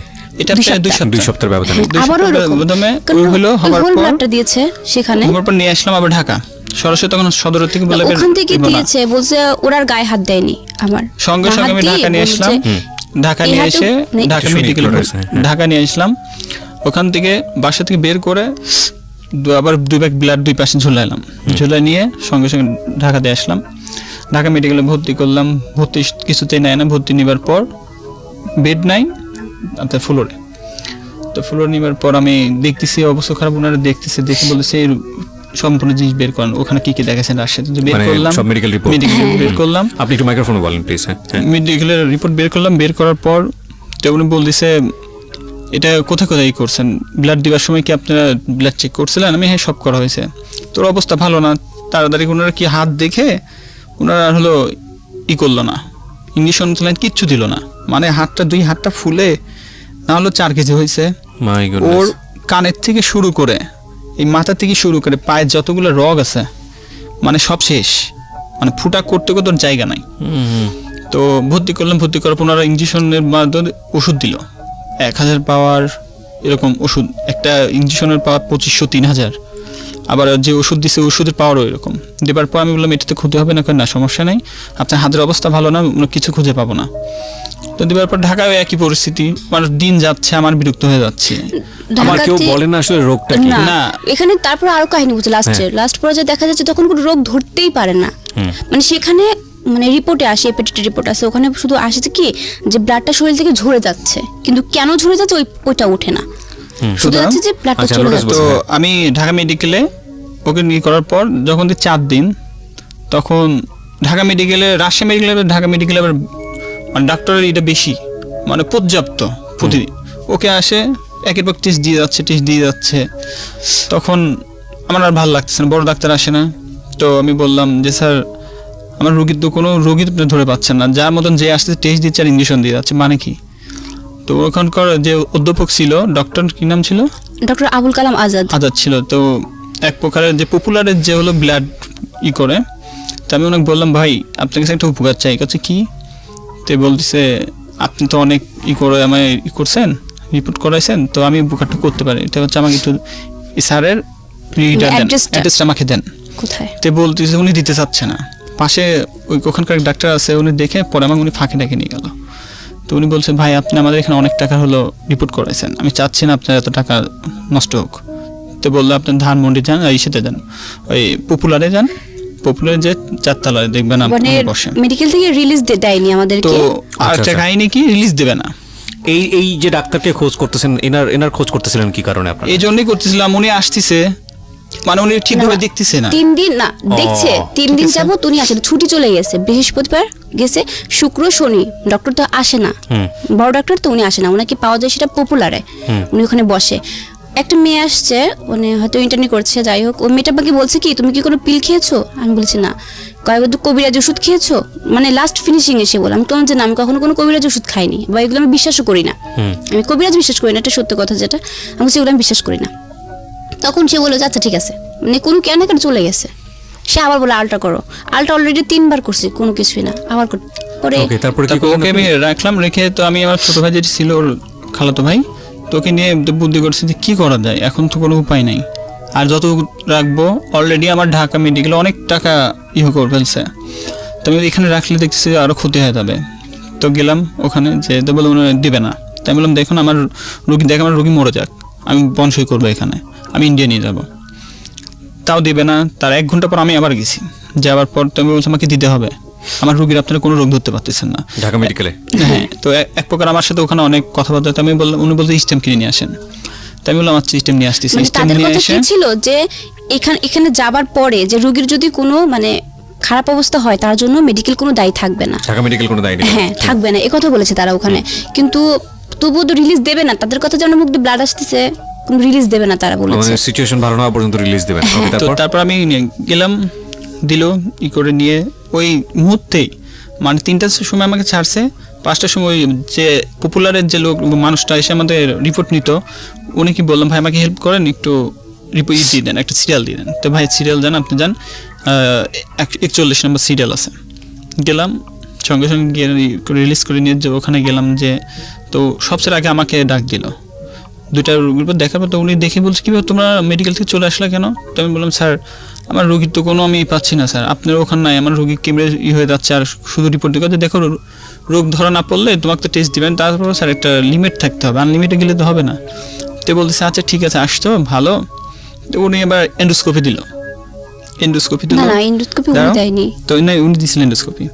এন্ডোস্কোপি করার পর আমার এক্স্যাক্ট মেডিকেল টার্ম দরকার নেই, হ্যাঁ। তো দেওয়ার পর আমি বললাম আচ্ছা স্যার ঠিক আছে। তো উনি প্রথমে টেস্ট করলো এই নাকের এখানে বলছে এই রক্তটা ওদিক দিয়ে শরীর দিয়ে পড়তেছে। আমি বললাম স্যার আমার মনে হচ্ছে, আমি বললাম স্যার বেয়াদবি মাপ নেবেন, ঠিক আছে বলো।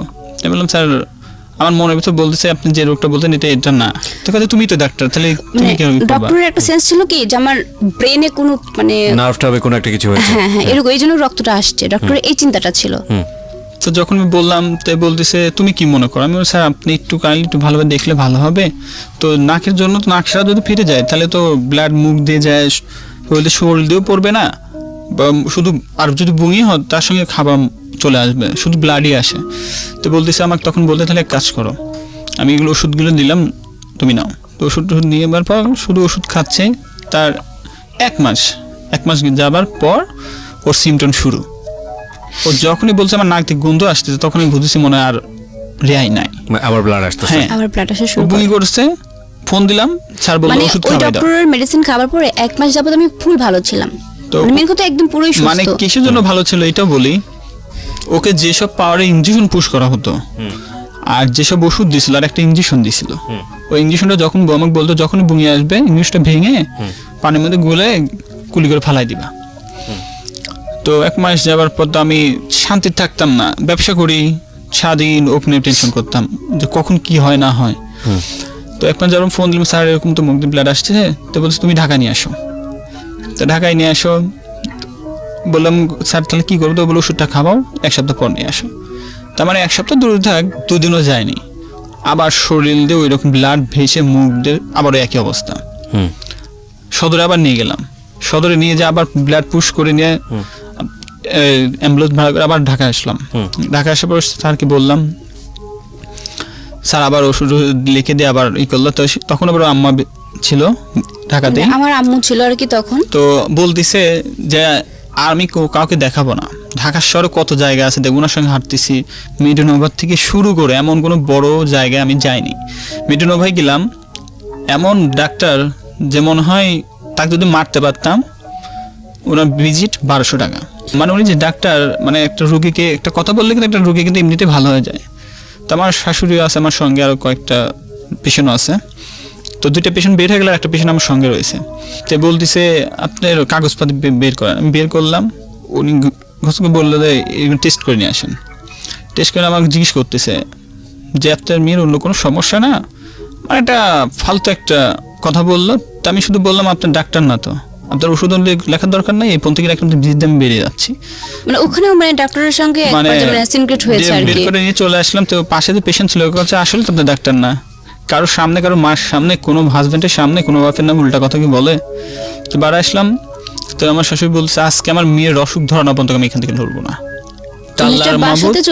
ওকে যদি আমি মনে করেন সেদিনকে যদি আমি ওকে না দেখাতাম আজকে হয়তো আমার সাথে থাকতো না। সেক্ষেত্রে আমার হাজবেন্ড আমার আম্মুর বিরুদ্ধে গিয়েছিল। সেক্ষেত্রে মানে আমার আম্মু বলেছিল যে আমার মেয়ের রোগ একটা আছে বিদায় আমার মেয়ের ব্লাডটা পড়ে। আম্মুর কথা ছিল এটা, আর ও বলছে আমি এখানে দেখাবোই না। মানে ওর চিন্তা ছিল কি একেবারে টেস্ট করছে আর আমার অবস্থা কোন খারাপ হয়ে গেছে, মানে ও চাচ্ছে না কিছু অবস্থা। তো আমি দেখতেছি আসলে কতটা খারাপ, দেখে আস কি হয়। পয়েন্ট নামে আসছে আপনার 4 পয়েন্ট, আর 2 পয়েন্টে চলে আসলো মারা যেত সেদিন।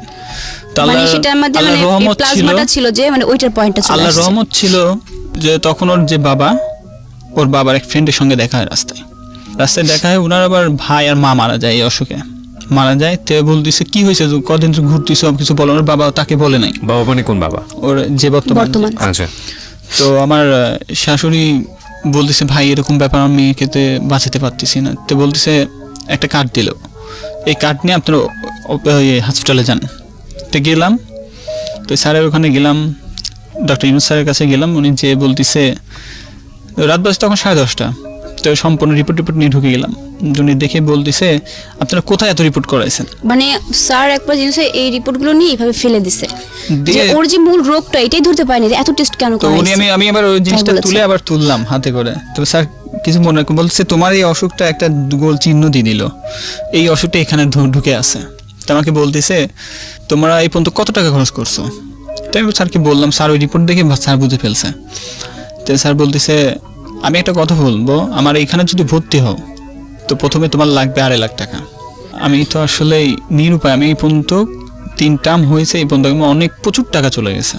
তো স্যার বলতেছে, আচ্ছা ঠিক আছে, তো এক প্রকারের কথা বলে আমি ব্যাক আসছি। তো আমার স্যার শুধু একটা কথা বললো, তুমি এখান থেকে বাড়াবা, এই রুগীর যদি কোনো রকম সমস্যা হয় পরবর্তী এখানে আসবে, তোমাকে ভর্তিও নিব না এবং ঢাকা পিজিতেও তোমার ভর্তি হবে না।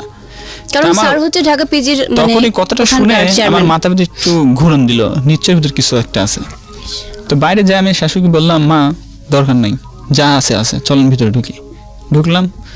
তো আমাকে 3টা টেস্ট দিল, 3টা টেস্ট করলাম, করার পর তো উনি বললো, এই টেস্ট লাগবে একদিন টাইম, আপনি রাত 10:30 আবার আসবেন। গেলাম, যেদিন রিপোর্টটা দিয়েছে, বাট যেদিন রিপোর্টটা দেবে সেদিন মানে আমার আম্মু তো মানে কান্নাকাটি করছে রিপোর্ট, মানে ভয় আম্মু, মানে ওর আম্মা কখনো দেখেন এরকম ব্লাড হয়। তো সেদিন আমি আল্লাহকে দোয়া করব আমার সামনে যেন কখনো এটা না হয়। তো রিপোর্টটা যদি নিতে যাব ঠিক রাতের বেলা, মানে বিকাল বেলার দিকে মানে নিয়ে এসে আমি কেবল বসে এসেছি, অটোমেটিক মাথাটা তো ঘুরে পড়ে গেছে, পড়ে দিয়ে ব্লাড উঠে গেছে। আর আম্মা ওটা দেখে কান্না শুরু করেছে, মানে অনেক নার্ভাস। তাহলে মা, আপনি চুপ করেন, কিচ্ছু হবে না আপনার মেয়ে, আমি আছি। সঙ্গে সঙ্গে ব্যাগের থেকে ইঞ্জেকশনটা বের করলাম, বের করে কুলি করে মাথায় পানি দিয়ে বসালাম। তো মা বললাম, মা আপনি কোনো করেন না, ঠিক আছে চলেন যাই। গেলাম ওনাকে, যে তো মনে মনে যেটা বলছি, তো সেটাই সেদিন ডাক্তার বলতেছে, আপনারা আর একটা দিন যদি ওয়েট করতেন। ডক্টর বলছে যে মানে প্রথমে আমাকে ডেকেছিল ভেতরে, মানে রিপোর্ট দেওয়ার আগে কিছু বলেনি। ডক্টর আমাকে বলছে, তুমি কি পারিবারিকভাবে কোনো টেনশন ফিল করো? আমি বলেছি না। তো বলেছে, তুমি মানে শ্বশুরবাড়ি থেকে তোমার হাজবেন্ড হয়তো বা জানে না যে তোমাকে কি শ্বশুরবাড়ির সবাইকে টর্চারিং করে? আমি বলেছি না, কখনোই না। তো বলেছে, সত্যি কথা বলছো তো? আমাকে হ্যাঁ। তুমি টেনশন করো? মানে আমাকে, আমি টেনশন করিনি তো। হ্যাঁ তুমি টেনশন করো, তো তোমার ব্লাডটা ওঠে। ডক্টর আমাকে বোঝাচ্ছে আর কি। আমি বলছি না, আমি তো কোনো টেনশন করি না। তো বলছে, হ্যাঁ তুমি টেনশন করো। তারপর আমার বলছে যে তখন রিপোর্টটা দেবে ফাইনালি। আমার বলছে, তুমি বাইরে যাও। তো পরে আমি বাইরে চলে আসলাম, আমার হাজবেন্ড আমার সঙ্গে ছিল। রিপোর্টটা আমি প্রিয় শ্রোতা আপনাদেরকে একটু পরে শোনাবো। আপনারা যেটা গেস করছেন ক্যান্সার কিনা, বা আমি শুধু একটা ওয়ার্ডই আপনাদেরকে বলি না, দিস ইজ নট ক্যান্সার, বাকিটুকু হচ্ছে আপনারা গেস করেন না। আমরা শুধু একটা কথা আপনাদেরকে বলি আজকের এই অনুষ্ঠানে, যে আমাদের উই আর গিফটেড ফ্রম আল্লাহ, আমাদের লাইফটা গিফটেড, এবং আমরা অনেক লাকি যে আমরা মানুষ হিসেবে দুনিয়াতে এসেছি, আশরাফুল মখলুকাত। এবং নো ডাউট, কোনো সন্দেহ নাই, আমাদের এই জীবন যে যিনি চালাচ্ছেন তিনি আমাদেরকে একসময় এই দুনিয়া থেকে নিয়েও যাবেন। খুব সার্টেন পিরিয়ডের জন্য আমরা আসি এই দুনিয়াতেই। দেখবেন কত রকমের অভিজ্ঞতা জন্মের পর থেকে, হাসি কান্না, ফ্যামিলিগত, সামাজিক, রাষ্ট্রীয়, হাজার রকমের অভিজ্ঞতার মধ্য দিয়ে আমাদের যেতে হয়। কখনো সুখ, কখনো দুঃখ, জীবিকার তাগিদে ছুটে চলা।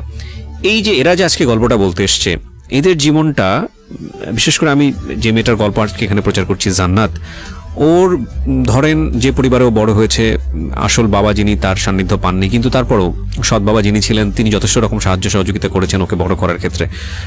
কিন্তু ওর ভেতর থেকে এক ধরনের প্রচণ্ড রকমের আকাঙ্ক্ষা ছিল যে ওর বাবা, আসল বাবা যিনি হতেন, তাহলে হয়তো এই কমপ্লেনিংয়ের জায়গাটা এতটা শক্তিশালী হতো না। তো যাই হোক, সেটা বড় কথা নয়। বড় কথা হচ্ছে যে ওর সুন্দর একটা সংসার হলো, এবং সংসারে দেখেন ওর জীবনে ও যেটা বলছিল যে আমি যে বয়সে আসলে মানুষের প্রেম করার কথা, ভালোবাসার কথা, সেই বয়সে আমার বিয়ে হয়ে গেছে, আমি বুঝিনি আসলে কি। এবং ওর জীবন, ওর হাজবেন্ডই হচ্ছে হলো ওর লাভিং কেয়ার বা যেটাই বলি না কেন, সেই মানুষটাকে নিয়ে সংসার শুরু হলো। এবং হঠাৎ করেই দানবের মতো কোনো একটা ঘটনা ওর জীবনে, কোনো একটা অসুস্থতা, এবং যেটা নিয়ে ওদের জীবন যুদ্ধ শুরু হয়েছে। আমরা সে গল্পের এই জায়গাটাতে আমরা আছি, এবং আমি আপনাদেরকে বারবারই বলছি আজকে যে কোনো বাকি আপনি অনুমান করেন না যে পরের বাকি গিয়ে গল্পটা কোথায় দাঁড়াবে। কজ এরপরে আমি যখন আরেকটা বিরতিতে যাব, তখন আপনি চিন্তা করতে পারবেন না যে ফিলিংসের মধ্যে আপনি আছেন, সেই ফিলিংস থেকে ওই ফিলিংসটা আর কত ভয়াবহ বা অন্য রকমের একটা ফিল। ছোট একটা বিরতি নেবার আগে আমি আবারও বলছি, আজকে খুব গুরুত্বপূর্ণ একটা ভিডিও আমি আপলোড করবো আমার এই চ্যানেলটিতে, which is very very important এবং এক্সপেরিমেন্টাল, দুটোই বলতে পারি। আমি দেখতে চাই যে বাংলাদেশের মানুষ কতটা কেয়ারফুল যারা রেডিও অনুষ্ঠান শোনেন এই জায়গাটিতে। ভিডিওটা আপনাদের দেখতে হলে এই চ্যানেলটিতে আসতে হবে, www.youtube.com/RJ Kibriya FM। আমি আবারও বলছি RJ KEBRIA FM। চ্যানেলটি আছে কিবরিয়া RJ নামে। আপনি এখনই গিয়ে আগে সাবস্ক্রাইব করুন, সাবস্ক্রাইব করে নোটিফিকেশনটা অন রাখুন। আর ভিডিওটার কথা আমি বারবার বলছি, ভিডিওটা খুব গুরুত্বপূর্ণ। কেন বলছি একটু পরে এসে বলবো, এবং যখনই ওখানে পোস্ট করা হবে তখনই আপনারা বুঝতে পারবেন যে আমি কেন বলেছি। ঠিক আছে, তো রিপোর্টের প্রসঙ্গে আমরা ছিলাম। রিপোর্টটার জন্য গেলাম, ভিতরে আমাকে ডাক দিল, আমার শাশুড়ি তখন ভিতরে ছিল, তো আমাকে ডাক দিল, কিন্তু বাইরে রেখে ভিতরে ঢুকলাম। তো ডক্টর বলতেছে যে একটা কথা বলবো। আমি বলছি কি বলেন। প্রথমত বলতেছে যে তুমি কোনোদিন বাবা হতে পারবে না, সন্তানের মুখ কোনোদিন দেখতে পারবে না। তো আমি কথাটা শুনে বলছি স্যার মানে বুঝলাম না। তো বলতেছে ওর যে অসুখটা হয়েছে ও কখনো মানে রাগ করেও কথা বলবে না বা কোনো কষ্ট দিবে না। মানে তখন আমার মনের ভিতরে আলাদা একটা মানে চলে আসতেছে যে আমি কি শুনতেছি। আমার শাশুড়ি কাঁদতেছে, অনেক কাঁদতেছে। তো আমি ভিতরে ঢুকে আমার চোখ ধরে পানি চলে আসছে কথা শুনে। তো আমি বলতেছি স্যার তার মানে তোর কোনো বড় কোনো সমস্যা, ঠিক আছে তুমি ধৈর্য হারাবে না, আল্লাহ হয়তো ভালো করবে। তো বলতেছে স্যার কী সমস্যা বলেন আমাকে। তো বলছে ওর যে অসুখটা হয়েছে এই অসুখটা কোনোদিনও ভালো হবে না, ও যতদিন বেঁচে থাকবে ততদিন এই ব্লাড দিয়ে বেঁচে থাকতে হবে। আর যদি কখনো কষ্ট তো দিবাই না, কখনো চিন্তা করতে দিবা না। যদি চিন্তা করে কখনো, যে কোনো মুহূর্তে আর যে কোনো স্মৃতিশোনাও খারাপ হয়ে যেতে পারে। তো যার যদি আর একটা কথা, তুমি হাজব্যান্ড তোমার শাশুড়ির সঙ্গে সবসময় নাও থাকতে পারে। তো তুমি যখন দেখবে বমি করতেছে, ব্লাড উঠতেছে, ওই ব্লাডটার জন্য ঠিক না যায়, বুকে আটকে না যায়। এটা আটকে গেলে কিন্তু ও বাঁচবে না। ওই কথা শুনে আমি বসলাম, আমি গা ঘামতেছে। তখন আমি স্যার বলতেছে তুমি বসো ওখানে। তো বসার পর আমি অনেকক্ষণ ঝিম ধরে থাকে, বললাম নিজে উঠে এসে আমার মাথাটা লেগে দিয়ে বলছে অনেক ছোটো গেলে এরকম আঘাত পাবা, এটা আঘাত কিছু না, আল্লাহকে দোয়া করো। তো ডাক্তার বুঝাই টুঝে আমাকে বলার পর আমি মাকে অনেকেই করলো মা টেনশন করেন না, আল্লাহ উপরে আল্লাহ আছে, নিশ্চয় বাঁচায় রাখবে। আসলাম, আমাকে ডেকেছে ডক্টর, মানে বলেছে যে এটা পেশেন্ট যে ওর এটা জানা প্রয়োজন, কারণ ও তো সংগ্রাম করবে সারাটা জীবন, তো ওকে ডাকেন। তো আব্বু বলছে না ওর ডাকার প্রয়োজন নেই। আব্বু বলেছে না ও ছোটো মানুষ, ও ডাকার প্রয়োজন নেই। তো আমি বলছি যে ঠিক আছে আমি যাই, দেখি কি বলে ফাইনালি ডক্টর। পরে ডক্টর আমাকে ডেকেছে। তো ডাকার পরে বলছে, উনি মা বলে আমাকে বলছে যে মা শোনো, তুমি তো কখনো মানে আমি কিসে পড়ি এসব জিজ্ঞেস করছে, তুমি কিসে পড়ো। তুমি বললাম তো বলছি টেনশন করবো না, আল্লাহ ভরসা, আল্লাহ আছেন। আমি তো বলছি স্যার আমার কি হয়েছে এটা একটু আমি জানতে চাচ্ছি। তো ডক্টর আমাকে বললো যে বোঝালো আর কি, আগে বোঝানোর পরে বলছে যে তুমি টেনশন করো না, তোমার রক্তের মানে মানুষের কয়েকটা কণিকা থাকে রক্তের, তোমার হচ্ছে 2টি কণিকার মানে পুরোই সেক্টরই বন্ধ হয়ে গেছে। মানে মানুষের একটা মেন কণিকা থাকে ফ্যাক্টর 9, এটাই বন্ধ হয়ে গেছে তোমার। মানে তখন মানে আমি একটু টেনশনে ছিলাম, বাট তো মানে চিন্তা করলাম যে কণিকা ব্লক হয়েছে, এটার মানে কি বোঝাচ্ছে। পরে আমি ডক্টরকে মানে জানতে চাচ্ছি যে স্যার আমাকে একটু যদি এটার ডিটেলসটা একটু বলতেন তাহলে আমি বুঝতে পারতাম। আমি তাই বলেছি। তো ডক্টর আমাকে বলছে যে ভেঙে বোঝাচ্ছে যেটা কেন হয়, কি জন্য হয়, সবকিছুই বোঝাচ্ছে। তারপরে বললাম যে ডাক্তার নাম কি ছিল? Doctor Yunus sir. Doctor Yunus, হ্যাঁ। কোথায় বসেন উনি? উনি যে ঢাকা গ্রিন ভিউ ক্লিনিক। ওকে, এখনো বসেন? হ্যাঁ, এখনো উনি আছেন। ঢাকা পিজিতে। আজকেও বসছে। ওকে, হ্যাঁ বলেন। তারপর তো ম্যামকে বলেছি আমি কি ভালো হতে পারবো কখনো, মানে এটা হচ্ছে যখন আমি ইন্টারে ছিলাম তখনকার কথা। আমি বলেছি যদি আল্লাহ যদি সহায় থাকে তাহলে তুমি নিশ্চয়ই হতে পারো, এটা বলেছি। Everything can happen. ইয়েস। তখন চিন্তা করলাম যে ডক্টর তো আমি বলেনি যে আমার ক্যান্সার হয়েছে, আমি কখনো ভালো হব না, এটা তো বলেনি। ডক্টর আমাকে বলেছে যে হ্যাঁ আমি ভালো হবো। আমার আম্মু তো এত পরিমাণ চিৎকার করছে মনে হচ্ছে মরে গেছে, কিন্তু আমি সেখানে শক্ত হয়ে আছি যে আমার কিছুই হয়নি। আমার হাজব্যান্ড কাঁদছে, আমার আম্মু কান্না করছে, সবাই কান্না করছে, বাট আমি স্ট্রং হয়ে আছি। মানে আমার একটা জিনিস কি, আমি কখনো ভেঙে পড়ি নাই, যে আমি খালি চিন্তা করছি যে আমি যদি ভেঙে পড়ি আমার আম্মু মনে 2 মিনিটও বাঁচবে না, খালি এটা চিন্তাটা করছি। তবু শক্ত হয়ে আছি যে তার সঙ্গে কথা বলছি ডক্টরের সঙ্গে। আমি তাকে বলছি যে আমি কিভাবে বাঁচবো, আমাকে এই সলিউশনটা দেন, মানে ইজিলি বলছি। তো ডক্টর আমি যেটা কিন্তু বলেছিলাম আপনাদেরকে একটু আগে যে ইট ইজ নট ক্যান্সার হলেও এখানে একটা সার্ভাইভ করার একটা ব্যাপার থাকে, কিন্তু ওকে যে অসুখটার কথা বলছে ডাক্তার এইখানে আসলে কোনো সলিউশন নাই। This is a very important point, but it is not the end of the story. আমরা আরো সামনের দিকে আগাবো। হ্যাঁ বলেন। তারপর তখন ডক্টর আমাকে বলছে যে তুমি প্রতি মাসে তোমাকে মানে ইনজেকশন যদি তুমি নাও তাহলে তুমি ভালো হতে পারো। আর যদি ব্লাড নাও সেক্ষেত্রে ভালো হতে পারো, এরকম তুমি ভালো থাকবে। হ্যাঁ, গ্যারান্টি দিতে পারছেন না ডক্টর। কারণ আমি ওখানে থাকাকালীন একটা মেয়ে ঢাকা ইউনিভার্সিটিতে পড়তো আমার মতোই, বাট ও চোখের সামনেই জানটাও শেষ হয়ে গেছে। কি জন্য শেষ হয়েছে? ওর নিয়মিত ব্লাড ইনজেকশন করেনি, যার জন্য মানে শেষ প্রান্তে এসে ও জানটা শেষ হয়ে গেছে। ডক্টর বলেছে আমাকে যে আমার এই রোগটা নাকি জন্ম থেকে, মানে জেনেটিক। হ্যাঁ, কিন্তু আমার মায়ের ছিল না, আমার বাবার ছিল না, তার কোনো পরিবার আমি কাউকে খুঁজে পাইনি, হয়তো 14 পুরুষের মধ্যে কারো এই রোগটাও কাউকে খুঁজে পাইনি। তো ডক্টর বলছে এই রোগটা সাধারণত ছেলেদের হয়ে থাকে, কিন্তু সেখানে তুমি মেয়ে, এই জন্য একটু ক্রিটিক্যাল বেশি, কিন্তু যত্ন থাকো তাহলে ঠিক হয়ে যেতে পারে। ডক্টর কথা মেনে নিলাম আমি, যে না, ডক্টর যেহেতু আশ্বাস দিয়েছে ভালো হতে পারি, তাহলে আমি ভালো হতে পারি। সেই আশ্বাসই বেঁচে আছে এখনো। কান্নাকাটি করবো, আমি বের হয়ে আসলাম। আমার শাশুড়ি অনেক রকম বুঝালো, বাবা দেখো আমরা কখনো এটা জানতাম না। তাই আমি বললাম, মা এটা আসলে আমারও হতে পারতো বা আমার বোনেরও হতে পারতো, এটা নিয়ে আমি কোনো করতেছি না। তো বাসায় গেলাম, আমার আম্মাকে জড়ায় ধরে অনেক কান্নাকাটি করলাম, জীবনে কারোর কোনো ক্ষতি করি নাই, তো আমার লাইফে এরকম কেন হইলো? তো বলতেছে, বাবা টেনশন করো না, আল্লাহ উপর আল্লাহ আছে, সব কিছু আল্লাহ তার হাতেই। তো প্রতি মাসে যখন সমস্যা হয়, যখন ব্লাডটা শুকায় যায়, তখন দেখা যায় ওর নাক দিয়ে গন্ধ আসে, মুখে গন্ধ পায়, পচা গন্ধ পাচ্ছি। তো আমি তখন বলি যে নিশ্চয়ই তোমার একটা সমস্যা হয়ে গেছে। ও বলে না, হয়নি আমার। সবাই তো চায়, সব স্ত্রী চায় যে হাজব্যান্ড কষ্ট যাতে না থাকে। তো আমি তো বুঝতেছি ওর কী অবস্থা। ডাক্তার যে সময় বলছে 2 মাস 1 মাস পর পর ব্লাড নিতে। ধরেন আমার যে ব্যবসা খুব লাকি ব্যবসা আমার, তো এক প্রকার করতে করতে যখন প্রতি মাসে ব্লাড নিতে হয়, প্রতি মাসে ব্লাডের অনেক টাকা ব্লাড নিতে হয়। ঢাকায় আসি, ঢাকা থাকার জায়গা নাই, ঢাকায় থাকার জায়গা নাই। তোর আব্বু ছিল, তখন ওর আম্মু ছিল, তো তখন দেখা যাচ্ছে আসতাম, আসে 1 সপ্তাহ ব্লাড নিয়ে আবার চলে যেতাম।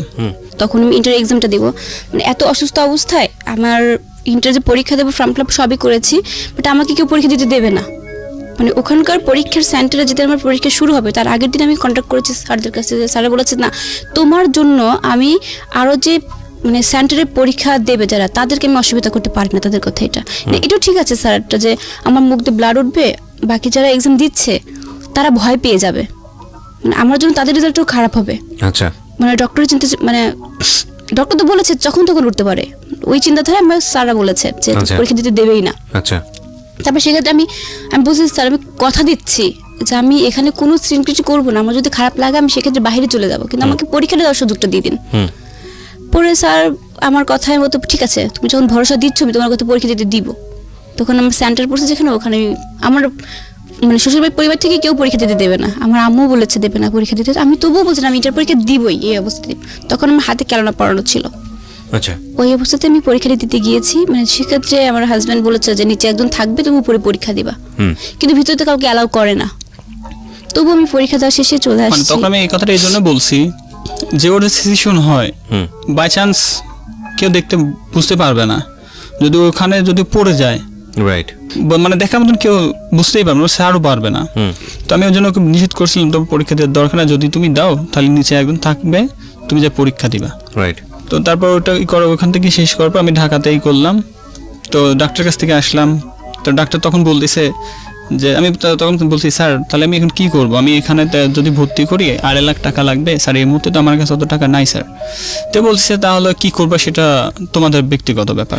তো আমি বাসা থেকে প্রতিদিন আসতাম আর যেতাম, মানে তখন আমি বের হয়ে যেতে বলছি, তখন স্যার ডাক দিল।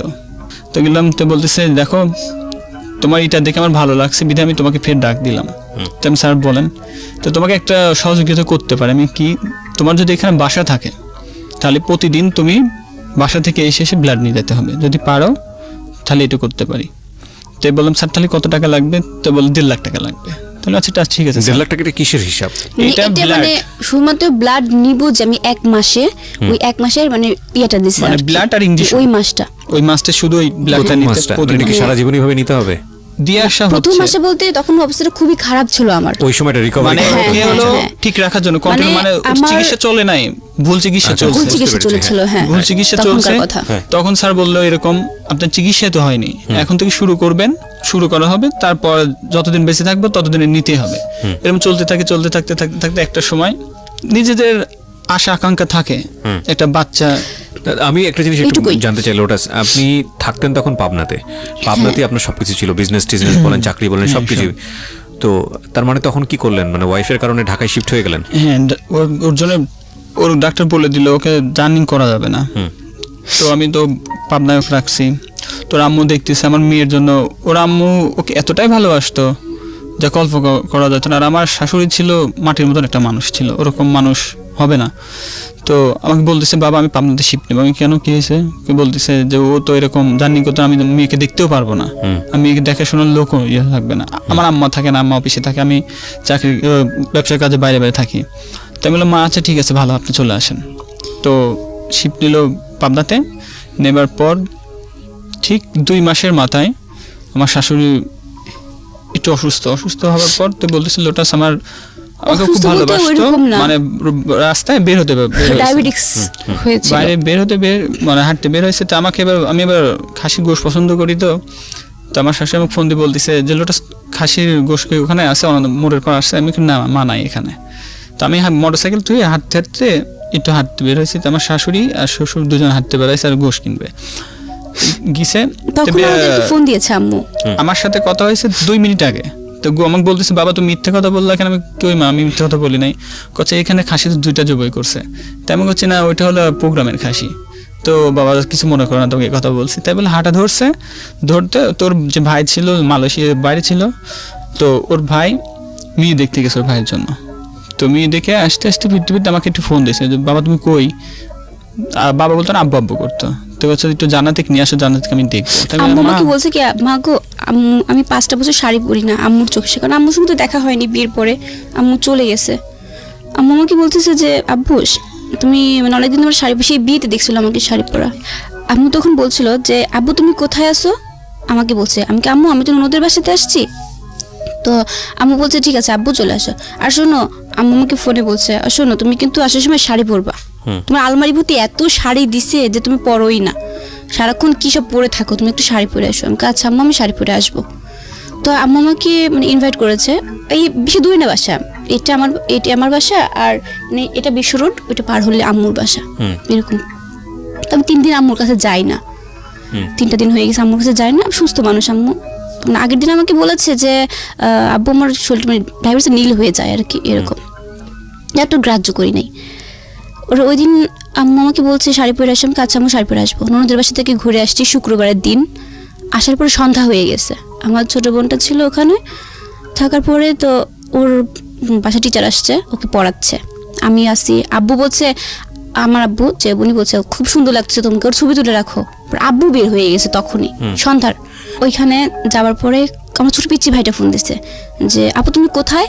আমি বললাম কি হয়েছে? তখন বলছে যে আম্মু হসপিটালে। মানে আমি তখন মানে আমার সেন্সের কাজ করি, আমার মতো সহজে হসপিটালে যাওয়ার মানুষ না। তারপর আমি রাস্তাতে দৌড়াচ্ছি যে আম্মু হসপিটালে, মানে কি বোঝাচ্ছে? আমি তো হসপিটালে গিয়েছি, মানে রাস্তার জন্য ফোরাচ্ছি না, মানে হসপিটালে আম্মু কথা বললাম, আম্মু বলছে আমি চলে আসছি। এটা এখন বলছে আম্মু হসপিটালে, মানে হসপিটালে আমি দাঁড়াইছি সবে, মানে আম্মুর হাতটা ধরছি, আম্মুর হাতটা তো ঠান্ডা হয়ে গেছে, নরম পুরো ঠান্ডা হয়ে গেছে আম্মুর হাত। তো আমি কথা বলে না, আম্মু কোনো নাক দিয়ে শুধু ফুপড়ে উঠতেছে, কথা বলে না। পরে আমি বাইরে আসছি, ডক্টর বলছে যে আমার আম্মু নাকি অনেকক্ষণ আগে মারা গেছে। মানে আমি পুরো হ্যাং হয়ে গেছে যে 10টা মিনিট আগে আম্মুর সাথে কথা বললাম, আম্মু বলছে আব্বু তুমি চলে আসো তাড়াতাড়ি, আর এখন বলছে আম্মু মারা গেছে। এটা কি ধর, এটা কি সহ্য করা যায়?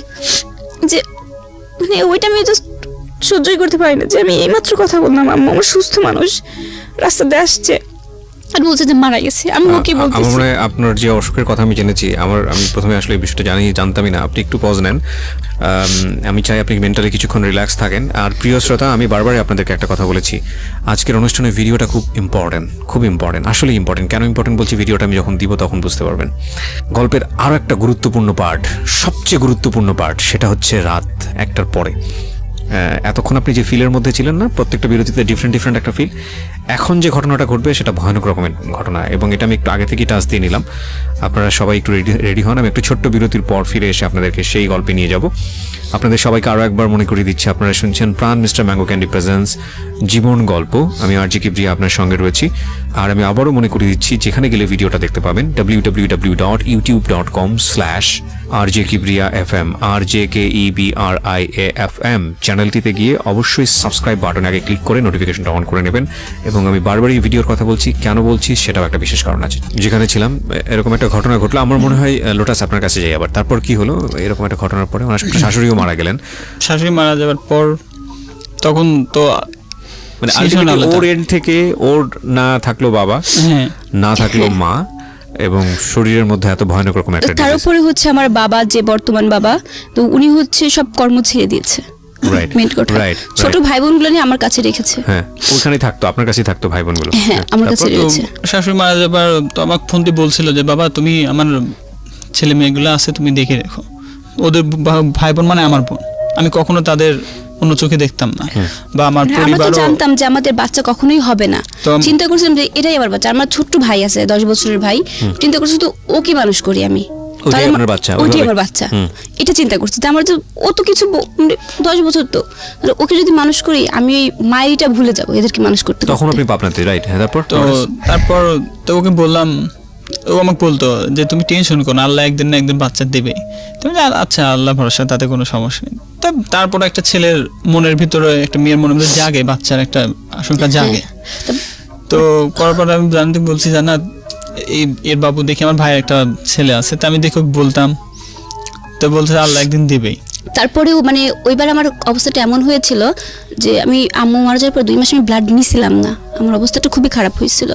পরে ও তখন ব্যবসার কাজে ওখানে ছিল, আসতে পারছিল না। আমার বাবা ছিল আমার সাথে, আমার যে ছোটো বোনটা আসছে ও ছিল, আর আমি ছিলাম ঢাকাতে ওই স্যারের ওখানে ক্লিনিকে আসছি। মানে ওই ব্লাডটা না নেওয়ার কারণে আমার অবস্থাটা এতটা খারাপ হয়েছিল যে যখন আমাদের যে মেরুদণ্ডতে এখানে হচ্ছে ইঞ্জেকশনটা দেয় এরকম বড়, ওই ফ্যাক্টর 9 যেটাকে বলা, ওইটা দেওয়ার পরে আমার অবস্থাটা এতটা খারাপ হয়ে গেছে যে ওই দিন আমি আর কোনো রেসপন্স মানে ছিল না আমার। মানে ডাক্তার বলছিল, আমি যেটুকু শুনলাম, আমি তখন ছিলাম না, আমার শ্বশুর আমাকে জানায় নাই, তো মানে এক প্রকার ছিলই না। লাস্টে কি একটা ইনজেকশন বলে মারলে লাস্টে মানে বলছিল যে সার্ভাইভ করবে ওর শেষ। হ্যাঁ, নয় পাঁচ দিন ডাক্তার বারবার বলছে যে কি করব, ওর হাজবেন্ড কোথায়। তো আমার শ্বশুর আমাকে, আমি একবার ফোন দিয়েছি, ওনার কণ্ঠ শুনে আমি কেমন যেন মনে হচ্ছে, আমার মনে হচ্ছে জাগতেছি। সেদিন যে কাজই করতেছি একটা ভালো কাজে গেছি, সেই কাজটা ছুটে গেছে। কোনো ট্রিট মানে ওই ব্লাড নিচ্ছি, ইনজেকশন দিচ্ছে, ওই সময়টা মানে এরকম অবস্থাটা হয়ে গেছে। মানে একটা এত বড় একটা কাজে গেছি, সে কাজটা ছুটে গেছে। আমার মনের ভিতরে কেমন লাগতো, আমার ভিতর থেকে মনে হচ্ছে, অনুভব করছে আমার কোনো মনে হয় কাছের জিনিস হেঁটে যাচ্ছে। তো আমি তখন ফোন দিয়ে কাছে না বাবু তোমার কিছু হয়নি। পরে আবার ফোন দিলাম, কচ্ছে তুমি এত বারবার ফোন দিচ্ছ কেন? আমি ফোন দিচ্ছি, আমার কেমন লাগছে, খটকা ডাকতেছে। আমি ঢাকা আসবো নাকি বললাম আমি এখনই টিকিট কাটবো। তো বলছে না বাবা আসতে হবে না। আমার মনটা কি বলছে, তোর অবস্থা খুব খারাপ। তো ছোট বোন যে সঙ্গে ছিল, তো ওর কান্না তখন শুনছি, তখন আমি বলছি হয়তো অনেকটা কিছু হয়ে গেছে। তো তাও আমাকে বলতেছে না আসতে হবে না। তো আমি তারপরে টিকিট কাটার জন্য অলরেডি চলে গেছি। তো পরে আমাকে বলছে না এখন ঠিক আছে। আমি সত্যি বললাম কি হয়েছে, ডাক্তার সাথে ফোন দেন। তো ডাক্তার বলতেছে আপনি ওনার হাজবেন্ড মেহেজি, তো ওনার তো এরকম অবস্থা, ওনাকে ইঞ্জেকশন দিব কি দিব না। তো আমি বলছি দেখেন উপরে আল্লাহ যদি রাখে আমার পর থাকে তো ভালো, তাহলেও থাকবে ইনশাল্লাহ, বেঁচে থাকবে। তখন আমার কোনো সেন্স নেই, মানে পুরো চেঞ্জ নাই, প্রেশার লো হয়ে গেছে, একবার নর্মাল ব্লাডের নর্মাল আসছে। তখন ডাক্তার সম্পূর্ণ ডাক্তার পিছিয়ে শ্রম দিচ্ছে। তো বলতেছে আপনি কি লাগবে সিগনেচার করার জন্য। তো আমি বললাম আমাকে দরকার নাই, শ্বশুর ওনাকে করেন। তো উনি তো কান্নাকাটি করে করতেছে, আমি কান্নাকাটি করেন না, আমাকে ডাকেন নাই। এখন মনে হচ্ছে আমার রাগ হচ্ছে, ভিতরে চরম টেনশন হচ্ছে, আমার ব্যবসা কিচ্ছু ভালো লাগতেছে না, বাসাতেও জানায়নি। তো ডাক্তার বলতেছে ডক্টর সাহেব আপনার ইঞ্জেকশনে মারলে হয় বাঁচবে না হয় মরবে, যে কোনো একটা, কি বলেন আপনি? তাই বললাম আচ্ছা ওনার থেকে বংশটা নেন, নিয়ে আপনি করেন। আমার বিশ্বাস আছে যে আল্লাহ হয়তো এতটা নিষ্ঠুর হবে না। তো ইঞ্জেকশন মারার পর লাস্ট ওর সেন্স ফিরছে। ইঞ্জেকশন দেওয়ার পরে মানে 3 ঘন্টা পর, মানে তখন বলতে আমার জাস্ট হাত লড়ছিল এরকম। তো সেন্সের পর দেওয়ার পর তার মনে হয় আধা ঘন্টা পর আমাকে ডাক্তার ফোন দিয়েছে, তো বলছিল ওটা সাহেব তার ওয়াইফ হয়তো আল্লাহর রহমতে ভালো হয়ে যাবে, টেনশন নিয়েন না, আপনি যে ব্যবসা না কাজ করছেন কাজ করেন, আপনার আসার দরকার নাই। তেমনি ডাক্তার সাহেব আপনি সাহস যদি দেন তাহলে আমি ঠিকভাবে থাকবো। তারপরে মনের ভিতরে মানে ছটফট কাজ করতেছে একটা। তো ওর সাথে আমাকে ডক্টর বলতেছে আপনি টেনশন ফিল করেন না, আমি ওর সঙ্গে কথা বলাই দিচ্ছি। তো ওর সঙ্গে যখন কথা বলাই দিল তখনকার মনে হলো যে না ও ঠিক আছে। মানে এমন একটা পরিস্থিতির শিকার ভিতর পড়ছিলাম, মানে কাছে না থাকলে আসলে ওই জিনিসটা বোঝা যেত না। এটা আসলে যে যার জীবনে ঘটেছে সেই অনুভব করতে পারবে, তার বাইরে কেউ অনুভব করতে পারবে না। আমরা একটু সামনের দিকে আগাই, তারপর কি হলো? তারপর করার পর ও সুস্থ হয়ে পাবনাতে নিয়ে যাওয়ার পর, তো তো ওই মুহূর্তে জানি না যে বাচ্চা আসলে ওই মুহূর্তে ডক্টর এটুকু বলছিল ওখানে ছিলাম, বাট আমার ডিমের সঙ্গে সঙ্গে বাবু হলো থাকবে না। মানে কি আপনারা আগে জানতেন?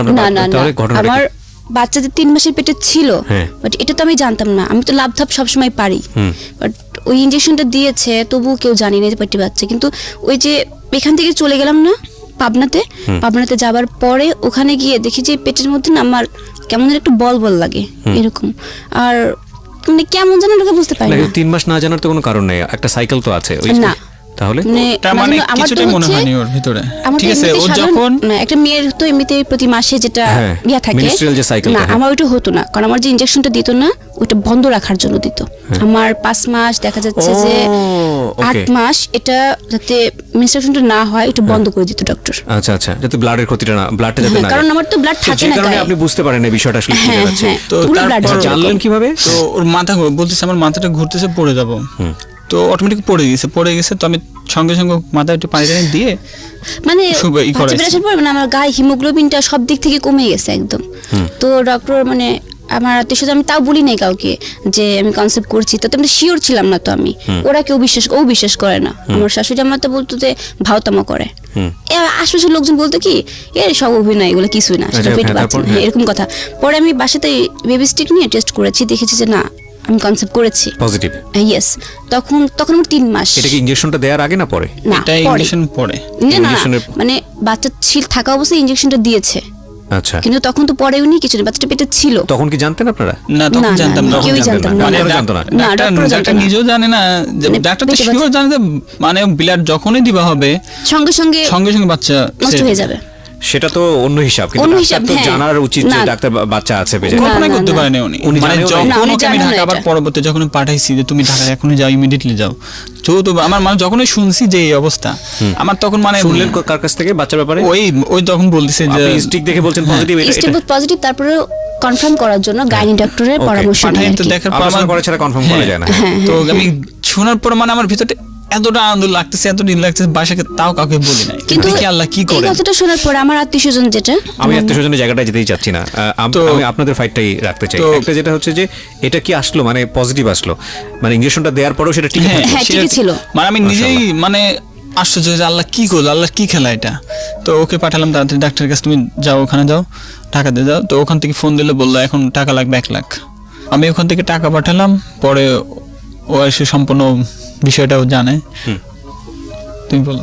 হ্যাঁ, কি হলো তারপর হচ্ছে ওখান থেকে মানে ডক্টর বলেছিল যে আমি যখন হচ্ছে 6 মাস মানে বাচ্চা পেটে থাকা অবস্থায়, যে 6 মাস যখন হবে তখন হচ্ছে পেটে থাকা অবস্থায় যদি ইনজেকশনটা নেই, তাহলে ডক্টর বলেছিল যে যাতে বাচ্চারই রোগটা না হয়, মানে এটা যদি নিলে পারে হয়তো না হতে পারে, মানে এই রোগটা যাতে বাচ্চার ভিতরে না আসে সেজন্য এই ইনজেকশনটা নিতে বলেছিল।